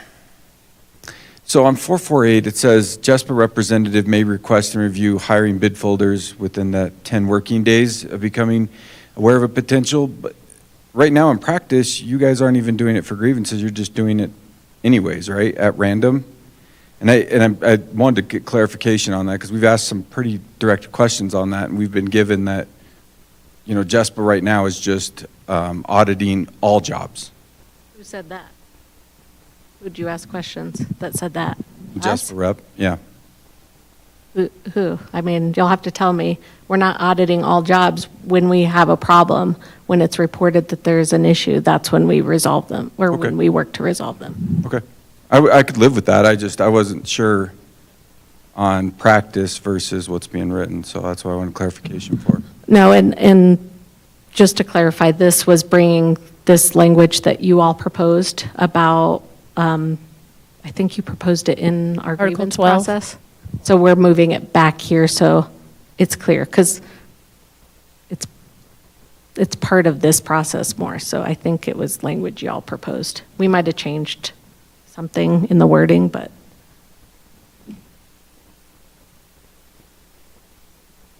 On regular updates, what did you mean by that at the top? That's actually in current language. So I'm not sure what that meant when it was originally negotiated. Yeah. So. Again, we just like further Yeah, I mean, we about that. we can provide them as often or as, I mean, ideally, it's not daily an email. 'Cause God only wants. I think the intent of the language, like potentially originally the intent was that there's so many openings. We had a lot of discussions about pooled positions versus unpooled positions, and we couldn't tell how many openings there really were because of the pooled positions. And now things have shifted where we still have pooled position language, but I'm not sure pooled positions are being used based on different grievances that we've had. Are you still using pooled positions? Okay. This might be a transportation issue because of the other grievance that we have in transportation that we've, go ahead. Yeah, I was just going to say we use the pooled positions for the food service worker as well as the substitute. So. Okay. Yeah, I think it was to try to get at information related to how many positions are open. How do we avoid outsourcing? Yeah, I mean, we can provide those in our monthly superintendent meetings. We can provide them in monthly collaborative work group meetings. We can provide them, you know, as often as needed. And we should be able to provide, even if there is a pooled position, we should know how many actual openings there are that that pool might fill. And sometimes we keep pooled positions open because we know that there will be turnover in certain positions too. So even if they're open until filled, we might not actually pull from the pool until we need to. Does that make sense? I think so. So regular can mean 1,000 things, Darcy. Understood. All right. No further questions on Article 4? Okay. Moving on to Article 14, I'd like to invite Nye Cahill up.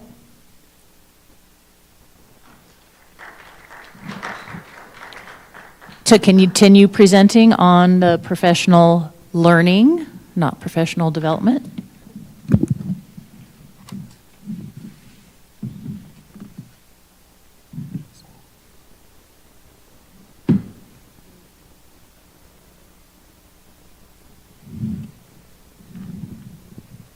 Evening. All right, so, gotta be really close to the mic. For Article 14, professional learning, we're looking at the fuchsia color. So in the first, we added all training, continued requisite education, licensure, certifications, endorsements, and job qualifications, renewal requirements shall be paid for by the district and when possible, provided by the district. Oh, I missed a struck through up here. So the, to support their work and appropriate interactions, we struck appropriate. All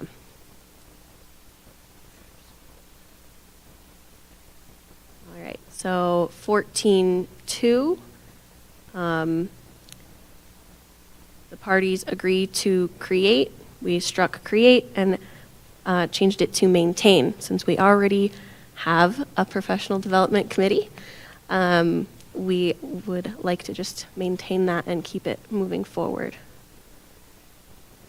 14.2.1, we struck through the cost of the release time will be shared equally by the district and JESPA.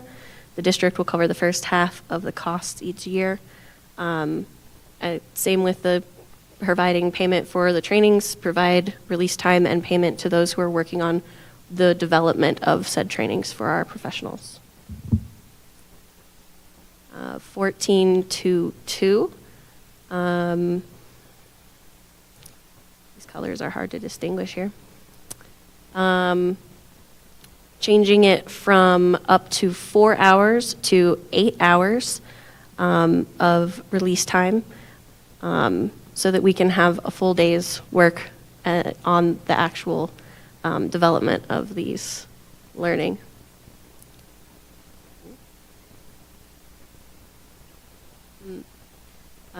Darcy's helping me remember that it's considering the turnover that we might have for the committee, being that we're going to change out which things that the committee would be working on, depending on whether that's going to be for paras or transportation or custodial or the like, so that we have different people's voices at the committee.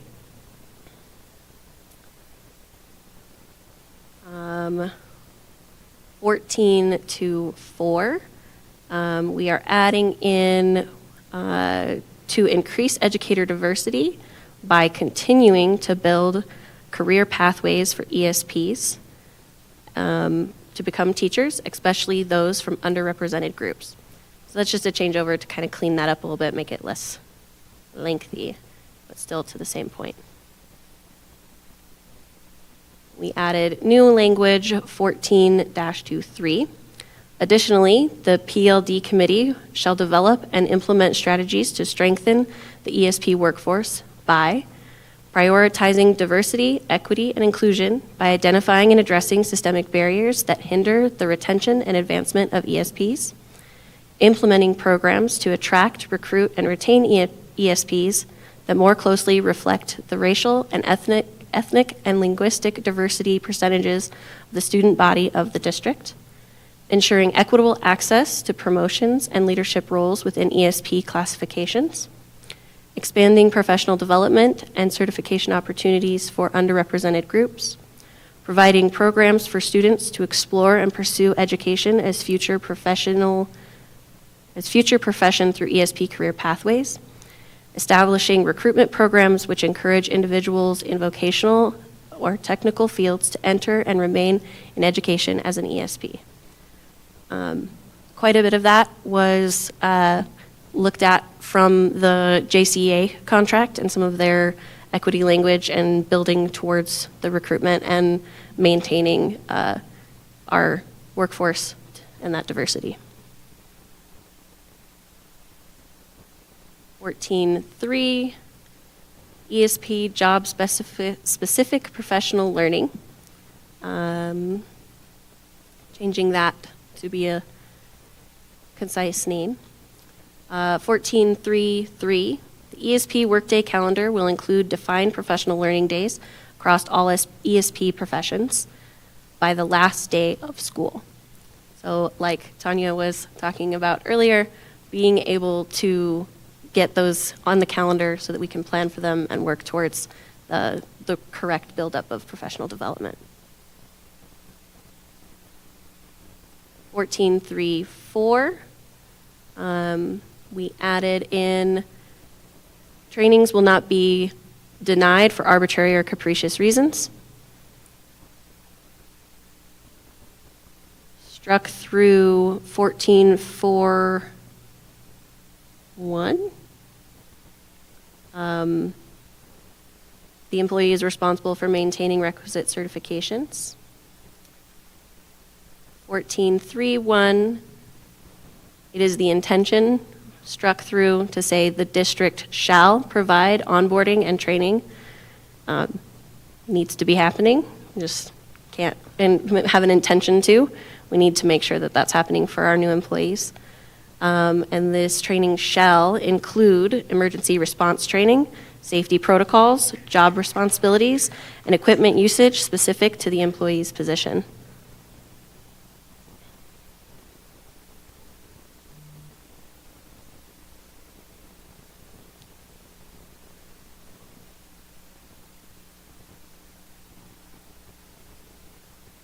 Looks like 14.3.2, we are accepting, but we would like to move it to 14-3X.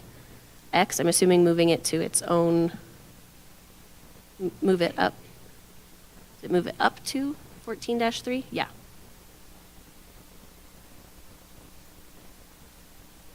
That's everything.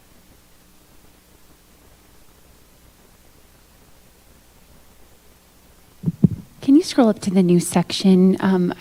Vicki, Darcy, Nye, whoever's running the screen, the 14.2.3. Can you talk about how this relates to your initial interest, 14.2.3? Because I didn't see anything in there around, not that I disagree with it, but I feel compelled to ask the question because Suann made one small change in the preschool article, but we didn't share an interest in it, and I just didn't see an interest in diversifying the workforce. Not that I disagree with it, I think it's important. I want to make sure we're playing on a level playing field. Absolutely. Thank you. So I wanted to clarify this. Can you hear me on this purple mic? I always feel like it. I know, you have to go right Okay. by it. This we consider, we're trying to give additional context, I think, for our counter in terms of the district striking pathways for ESPs of color and striking, the district struck in order to increase educator diversity and increase the number of certified educators of color. At the time that we had this language put into our contract, this was a very important priority, and I believe still is for the district to ensure that we have a diverse pool of educators. And given that a lot of our members are trying to get that teacher certification and consider it a career pathway in the district, and that students potentially on a pathway to teaching could have a pathway as a parapro to a paraeducator while getting some sort of apprenticeship program to become a teacher, et cetera. So what we were trying to do here is indicate to you the interest, and because it was struck through in terms of ESPs of color to become teachers, and in order to increase educator diversity, to provide more context about that by adding especially those from underrepresented groups, giving the Professional Learning Committee strategies that they can choose from and work from and have some common understanding of what the goal is, which may already be kind of a given in the work anyway. So we were trying to make it explicit, but understood that it kind of looks like a whole lot of new language. It's a counter that tries to explain our interest. Understandable. That's what we're trying to do. Yeah, I appreciate that. I just, I'll just be really honest with you. I feel like that was really nitpicky in the preschool article to say that. I mean, that one thing in the article was open, and I thought we had agreed that if something comes up, that we would bring it back. And so I just feel like I needed to ask that question. And again, I don't disagree with this. I mean, I wrote some of this language with JCEA alongside them in their Article 22. And so I just want us to give each other a little bit of latitude. Thank you. Apologies if that felt nitpicky, that list of supplies. Oh, no, it was just, Or that section of that contract has a lot of history and baggage that people here might not be aware of a lot of fights with prior administration Got it. over supplies and whatever. yeah, it was just So I before, apologize. it's okay. It was just before the first day of school versus once we know how many kids are actually in the seats so we can give you the right number of supplies. Just made sense, but not a big deal. Okay. Understood. It's a hot issue in preschool to have like. I know. Tell me about it.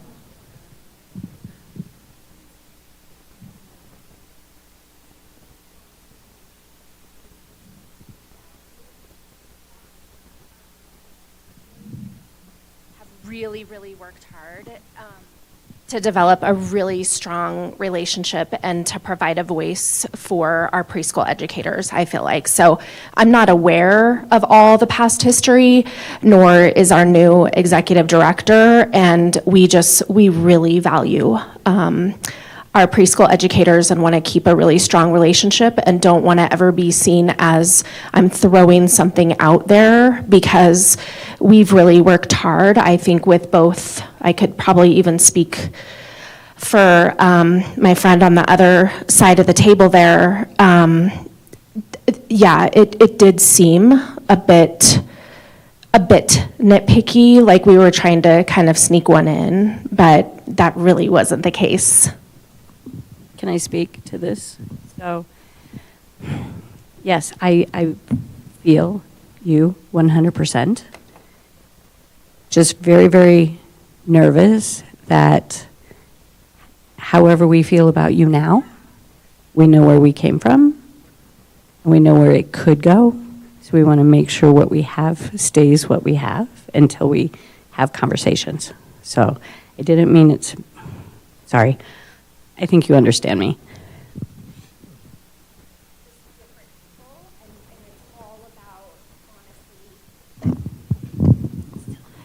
Sorry, I obviously cannot. I think it's a good analogy, to be honest, being new to this process.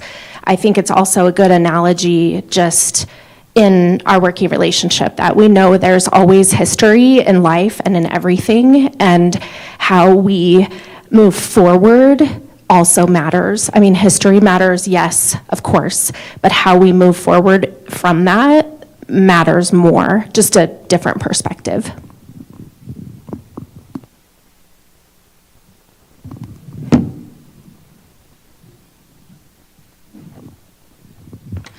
So I'm sorry, I just wanted to say, we wanted to explain that before you asked, so that's why I was like, hand me the mic so we can explain that. Perfect. We want to just make it so that you understand why those words were important above. It doesn't necessarily mean you have to accept everything, obviously, but we wanted to give context and we had the discussion. It looks new, but let's explain it and let's talk about why this is important, so. Thank you. I actually really appreciate your language, underrepresented groups. I think that is much more encompassing, because there are other groups that are not employees of color who also deserve to have those opportunities. Absolutely. Thank you. All right, as Nye leaves, I'd like to bring up Astrid Sanchez to do our counter on our safety article.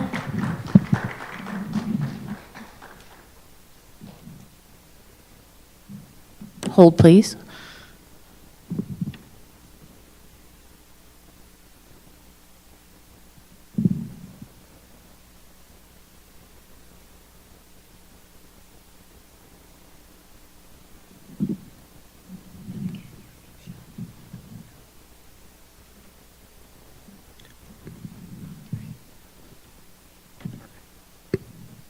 Sorry about that.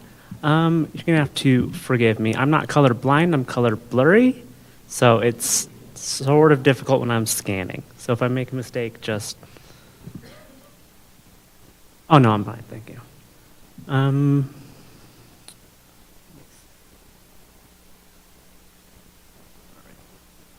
For 1.1, we have added no bargaining unit member shall ever be discouraged from calling 911. Oh, sorry. We struck through in accordance with district emergency protocols. We felt they were a little vague and not everybody knew what those protocols were. I'm going to help and jump in too, because we worked on this together. We also struck through and commented on this because of part of what you showed us last week. I think a lot of people told us they had never seen before. And so what I commented here was if you could link them, I think. It's somewhere in here, where I say to link it, right here. That's that comment. So that if we're agreeing to that language and putting it back in, which we would, we just struck it so that it would cause further discussion and to make sure that we are aware of what that terminology means. So just further defining it.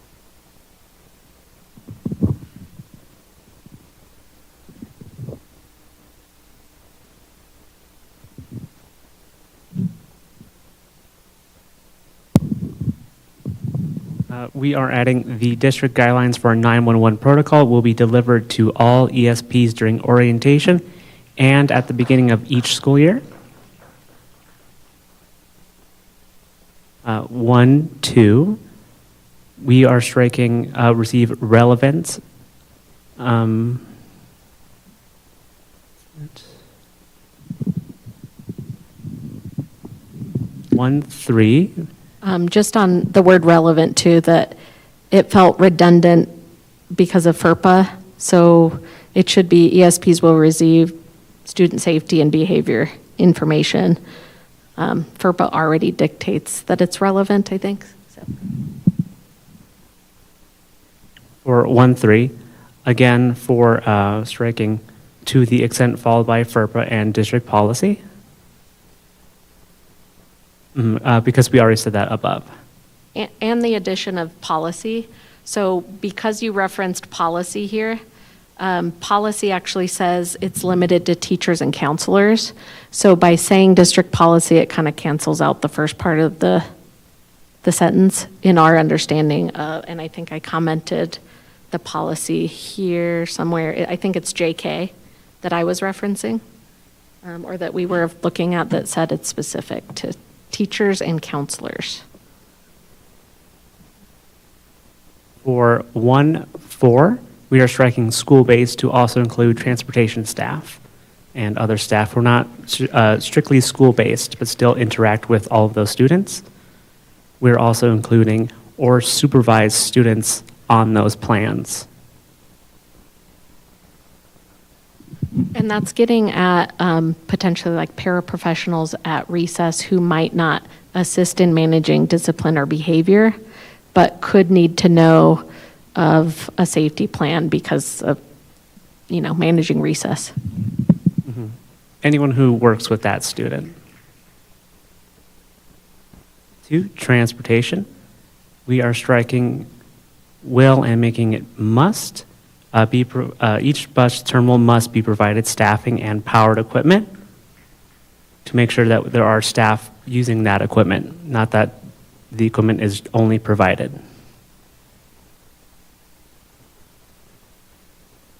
For 2.2, we are striking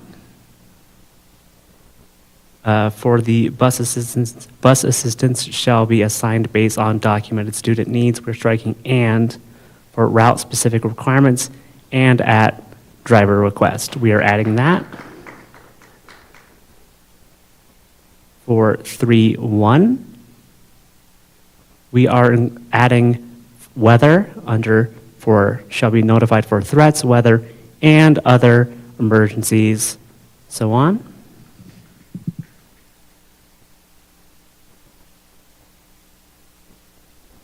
For 1, we are adding an annual overview of the district's site-specific location-specific standard response protocol, training will be provided to all ESPs added, including transportation employees, and to be posted where ESPs work. Again, we had some people not knowing of the procedures, so they can be in classrooms, but we need them in bus terminals everywhere ESPs work.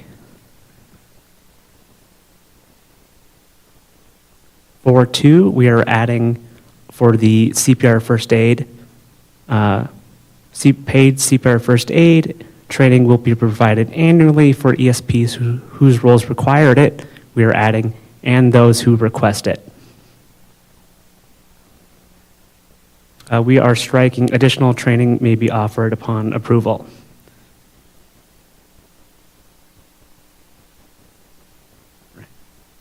For 3, we are adding within 30 days of hiring and annually before the first student contact day. We are striking as soon as practicable. 5.1.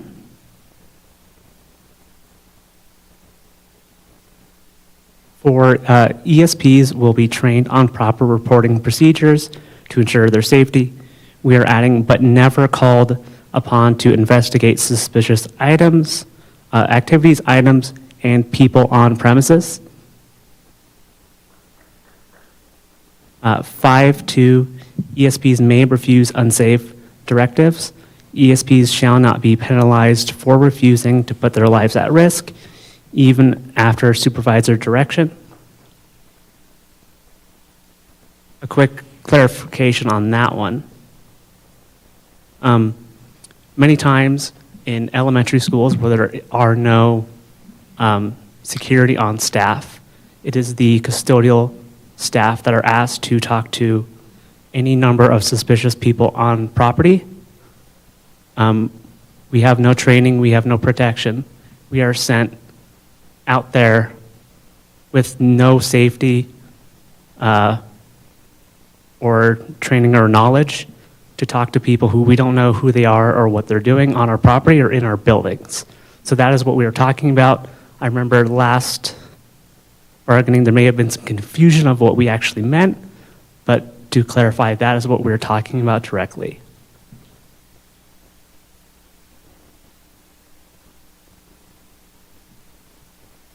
We are striking 5.3. Is that a numbering? Okay. 5.4. Okay. Got it. All right. 5.4. We are continuing for adding all district radios used to contact district security will work inside the buildings. Again, those are the principal radios that usually sit either with the principal or the principal secretary, business manager in the front office. For instances where it's not a 911 emergency, it is a contact security method. And part of this is we took the strike through, added it back in the cases where we might need more information, or that you could possibly counter instead of striking through, but maybe if there are alternatives to this, what are they? If this isn't an option, it just helps spur a little bit more information before we make a proposal that might not work. So we added it back in order to continue this discussion, because it was very important to all of the members of the committee to make sure this was happening.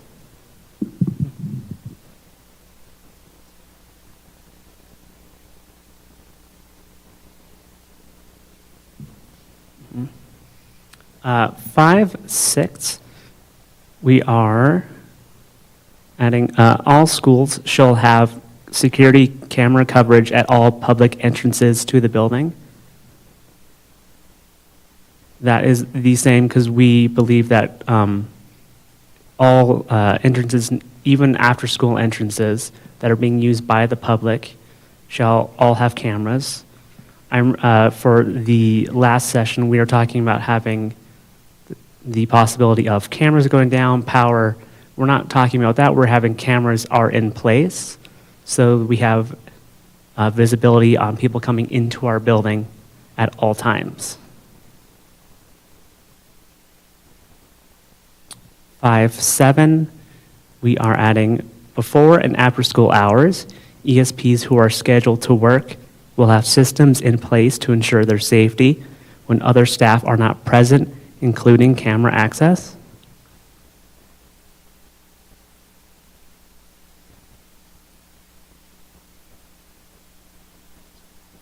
Uh, 6.1, we are adding to each school and available to all students. And needs assessments must be conducted with collaboration and input from ESPs.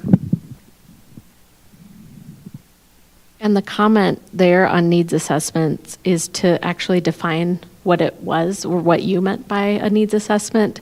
So we might have differing, can you explain what you meant by needs assessment? I'm going to need Jessica to actually explain what that, unfortunately, she's not here this evening, but we'll need her to explain what does that look like, because typically it's done through the lens of special education, center-based programming. However, we acknowledged last time you talked about this needing to be done also through, or for general education students who do not necessarily have a documented concern. And so I'll need Jessica to explain kind of what does that look like in current practice. Okay. I think when we're trying to build off your language and further define it, but without that lens, we're talking more of a general, because there's needs assessments that schools do, like community schools, or trying to get at what is our community, what do our students need to thrive and make our educational program great. That's kind of what we hoped you meant, but thought it might be that. So what we're saying here is that a needs assessment would be more of an input gathering tool from all about what all students need. Okay. Just so you're aware. Thank you. 6.2, we require a little bit of definition for independent support for educator instead of professional ISP.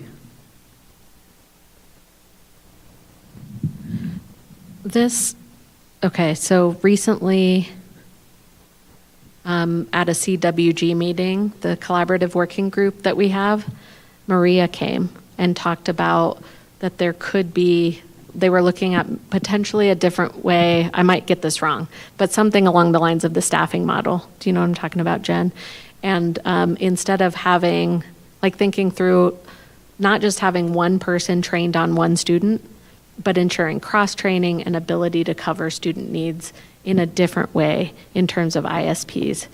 And so the other thing that we have noticed, and I'm not sure when this happened, I believe these used to be called independent support paraeducators, and it was highly tied to one-on-one support.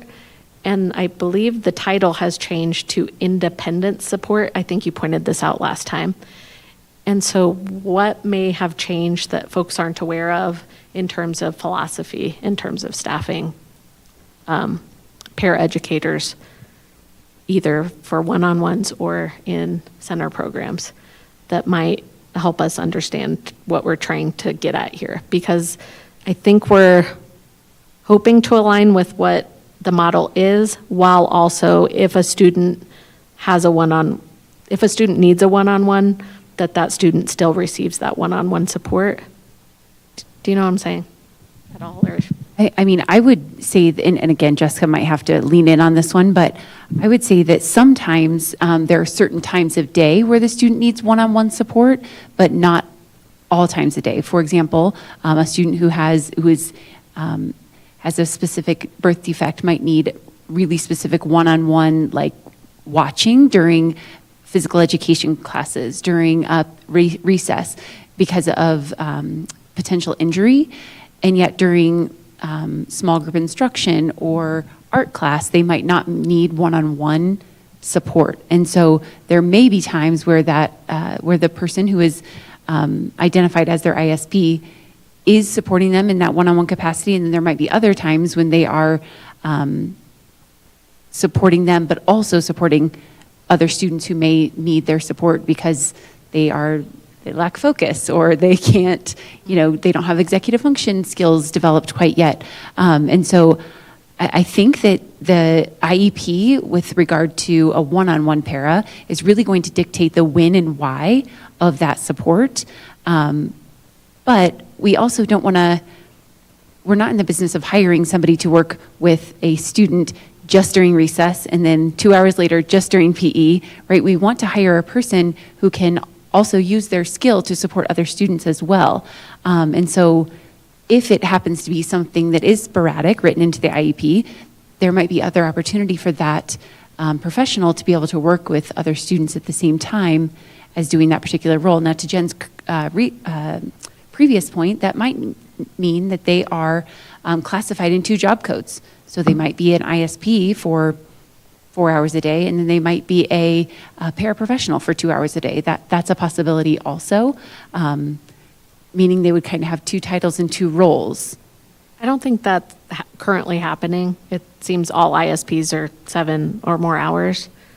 Sure, I would say for the most part, when you asked about like staffing models that might change, I think that that's more like what Jessica might have been referring to when we talked, when we talk about like what this might look like. It might not be one-on-one, it might be 2-on-1. Yeah. You know what I mean? But we might need more clarification. Everything always sounds good in theory. I think what we're trying to get at is ensuring safe staffing. Of course. So making sure if I need to focus during one of those times that this student needs one-on-one support, we're not completely spread thin, and I'm not doing that. Right. I know what you're saying. Continuing with 6.2, we are striking with flexibility in assignment to ensure equitable resource distribution.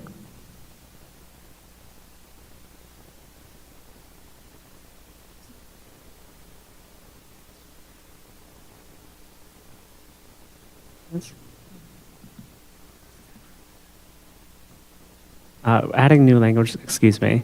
Students whose plans require one-on-one support must receive dedicated attention without the paraeducator being assigned additional students. Distractions should be minimized to ensure the paraeducator can focus on the assigned students.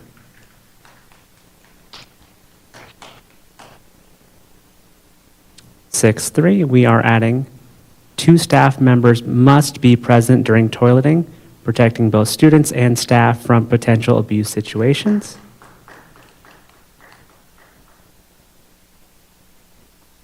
6.4, new, added, the district will ensure clean drinking water in all existing water fountains that test for no more than 5 ppb of lead, current EPA standard.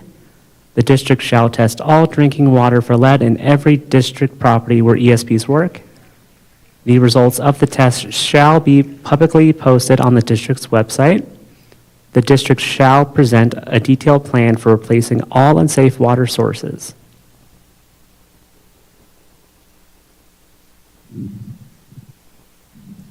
So we're adding our original language back into this section, keeping yours, and want to signal to you that we might need more conversation and understanding about where we are in this plan in order to figure out what the right language is. But we're uncovering that there's a lot more information we didn't have before and that we're figuring out through these conversations. So we added our language back in order to continue that.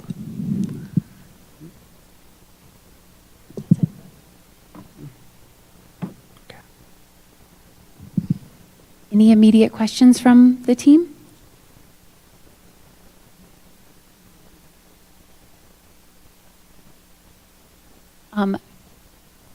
I do have one question.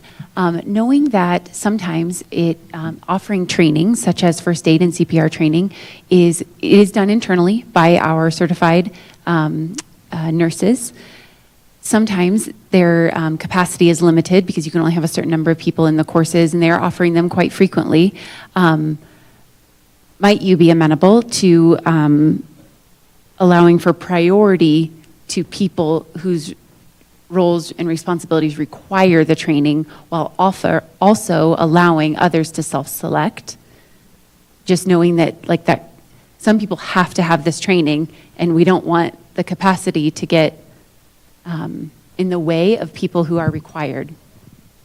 Oh, yeah, please. So just to build on that, we're planning professional learning for paraprofessionals in March, and so trying to add in as much CPR first aid as possible. So as we're working with the nursing staff, it's like they can train 10 there's like 1 to 10. So they're bringing all their trainers in. We are super excited. They're giving us 5 people, and in my mind, if I were to train with 5 people, I'd train everybody. But that means 50 people all day. When we send out the request, we have like 300 people want to take it. And so it's like 50 people at a time. So just for and that seems to be at their max capacity on a day we don't have students. So trying to figure out who gets priority as we sort of work through the list of getting people trained who obviously really, really want it. And we do have that time, but we have this natural, barrier to speak of people and resources. And I would just like to echo that there's a definite need there based on this one day, how many paraprofessionals want it. We didn't know it was available. We just learned it was on ESS. But what we get back from the nurse, not nurses, the nurse, is that they're being told the principals won't allow us because they can't cover us being gone. So there's a need, but we didn't know. But the word's not getting out, but we're told we can't go, so it's a whole thing.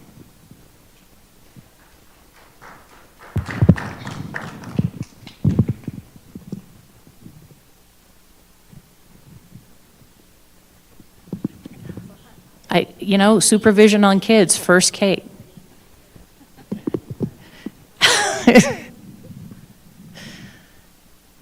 Those are our 3 articles, but not everything we wanted to talk about.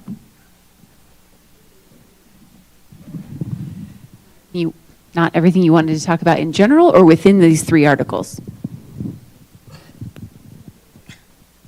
In general. Oh, okay.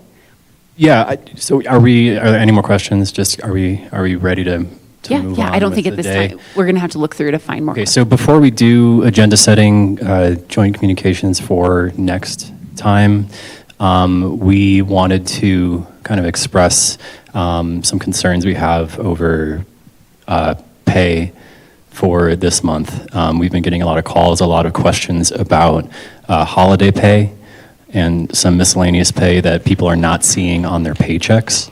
And I know that I want to acknowledge Jen has reached out to us acknowledging that this is an issue, but we would like to have a better understanding on how this problem is being solved. Needing people to see that on this month's paycheck. We've heard stories of folks who are going to be facing potential eviction because they can't make their rent, people in very dire situations. So we would like some more understanding on how this is being worked on. This is the first time hearing of it, Sander. I didn't know that this was a problem. Is this related to the snow days and the late start days? People are not seeing their holidays on their paycheck for MLK Day. Thank you for bringing this up. So we were notified today by payroll that there was an issue because they were getting some phone calls that the Martin Luther King Day was not being applied correctly, because normally that's added independently via our processes on all the timesheets. It is my understanding that year-round employees should not be seeing an issue. It's our hourly employees. Understand that that's a large group of people. They are working diligently with IT to figure out what happened and to get this fixed as soon as possible. I know that Katie also talked to her employees today regarding this as well. And I think there was also a miscellaneous day that was also not caught. So we do apologize. I don't have any updates for you other than we know that they're being worked on. I do have a meeting with Jeff tomorrow, so we can get back to you, but that's the only thing that we know. I don't know if something glitched in our system. We weren't given all those specifics. Okay, are you able to guarantee that people will be seeing that money before March 1st? Because that's the real issue here, because we have folks who are not going to make their bills. There'll be late fees on their bills, and that's honestly unacceptable. Yeah, I mean, I don't disagree with you, and I can't guarantee that. Like I said, you just told me 30 seconds ago. I had no idea. And so I'll check with our finance department just as quickly as I can as well. I don't know. And as you know, direct deposits are probably already being processed as we speak. I guess we do still have 3 days, but we'll try to get an update like first thing tomorrow morning on where they are, whether they're able to fix it before Friday or whether they'll be cutting off-cycle paychecks. And we'll just get you as quickly as we can any information that we have. What does off-cycle mean? I hear you. And if they can't get it on by Friday, we will advocate for as immediately as possible.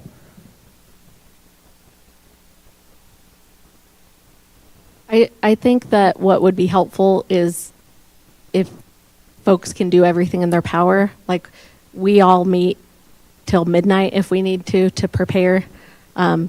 It's got to happen. So if that means overtime authorized to fix it for the relevant parties, or administrators are staying late to fix it for these folks, it's a huge problem. Thank you.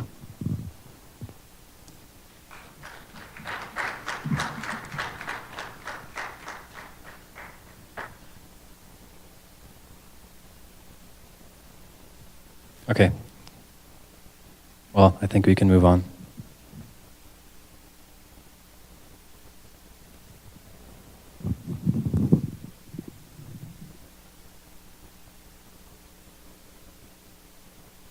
Joint communication or agenda setting? Any preferences?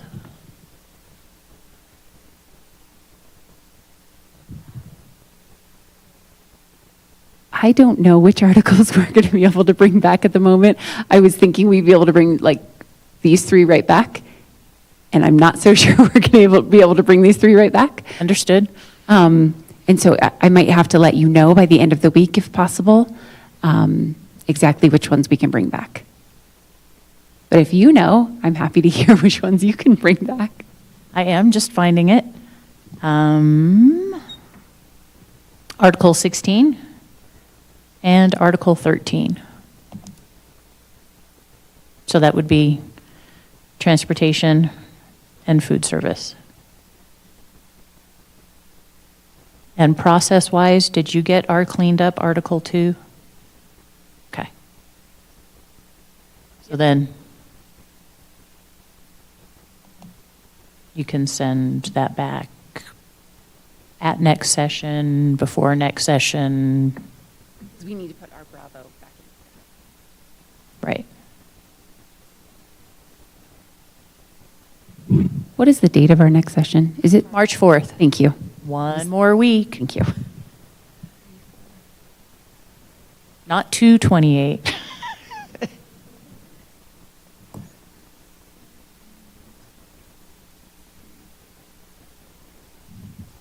All right, I will let you know, Darcy and team, by Friday, probably actually by Thursday, what all we can bring back, and we'll do our best to bring 3 or more articles back.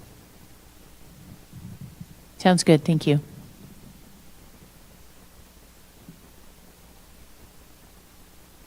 Are you still okay going first? Excellent. All right, joint communication. Today would be the 25th.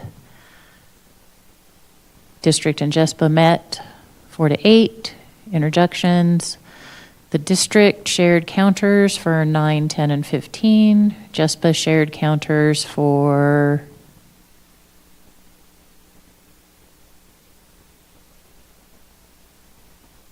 4, 14, and new proposed safety. We really need to start putting numbers on those, but it's okay right now. Set agenda for March 4th. Scheduled for 4 to 8 again. JESPA will bring counters for Articles 13 and 16. And the district will. TBD.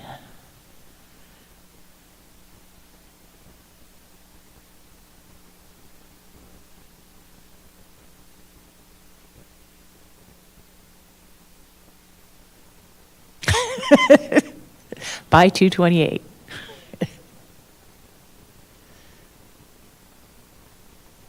And Amanda's going to do it by the 27th. Perfect. All right. Excellent. This concludes ours. I don't know if you want to change that to 8:07, Jen, or not, but not a big deal for me one way or the other. All right. Thank you all. Good night. At least it's not a cold Tuesday.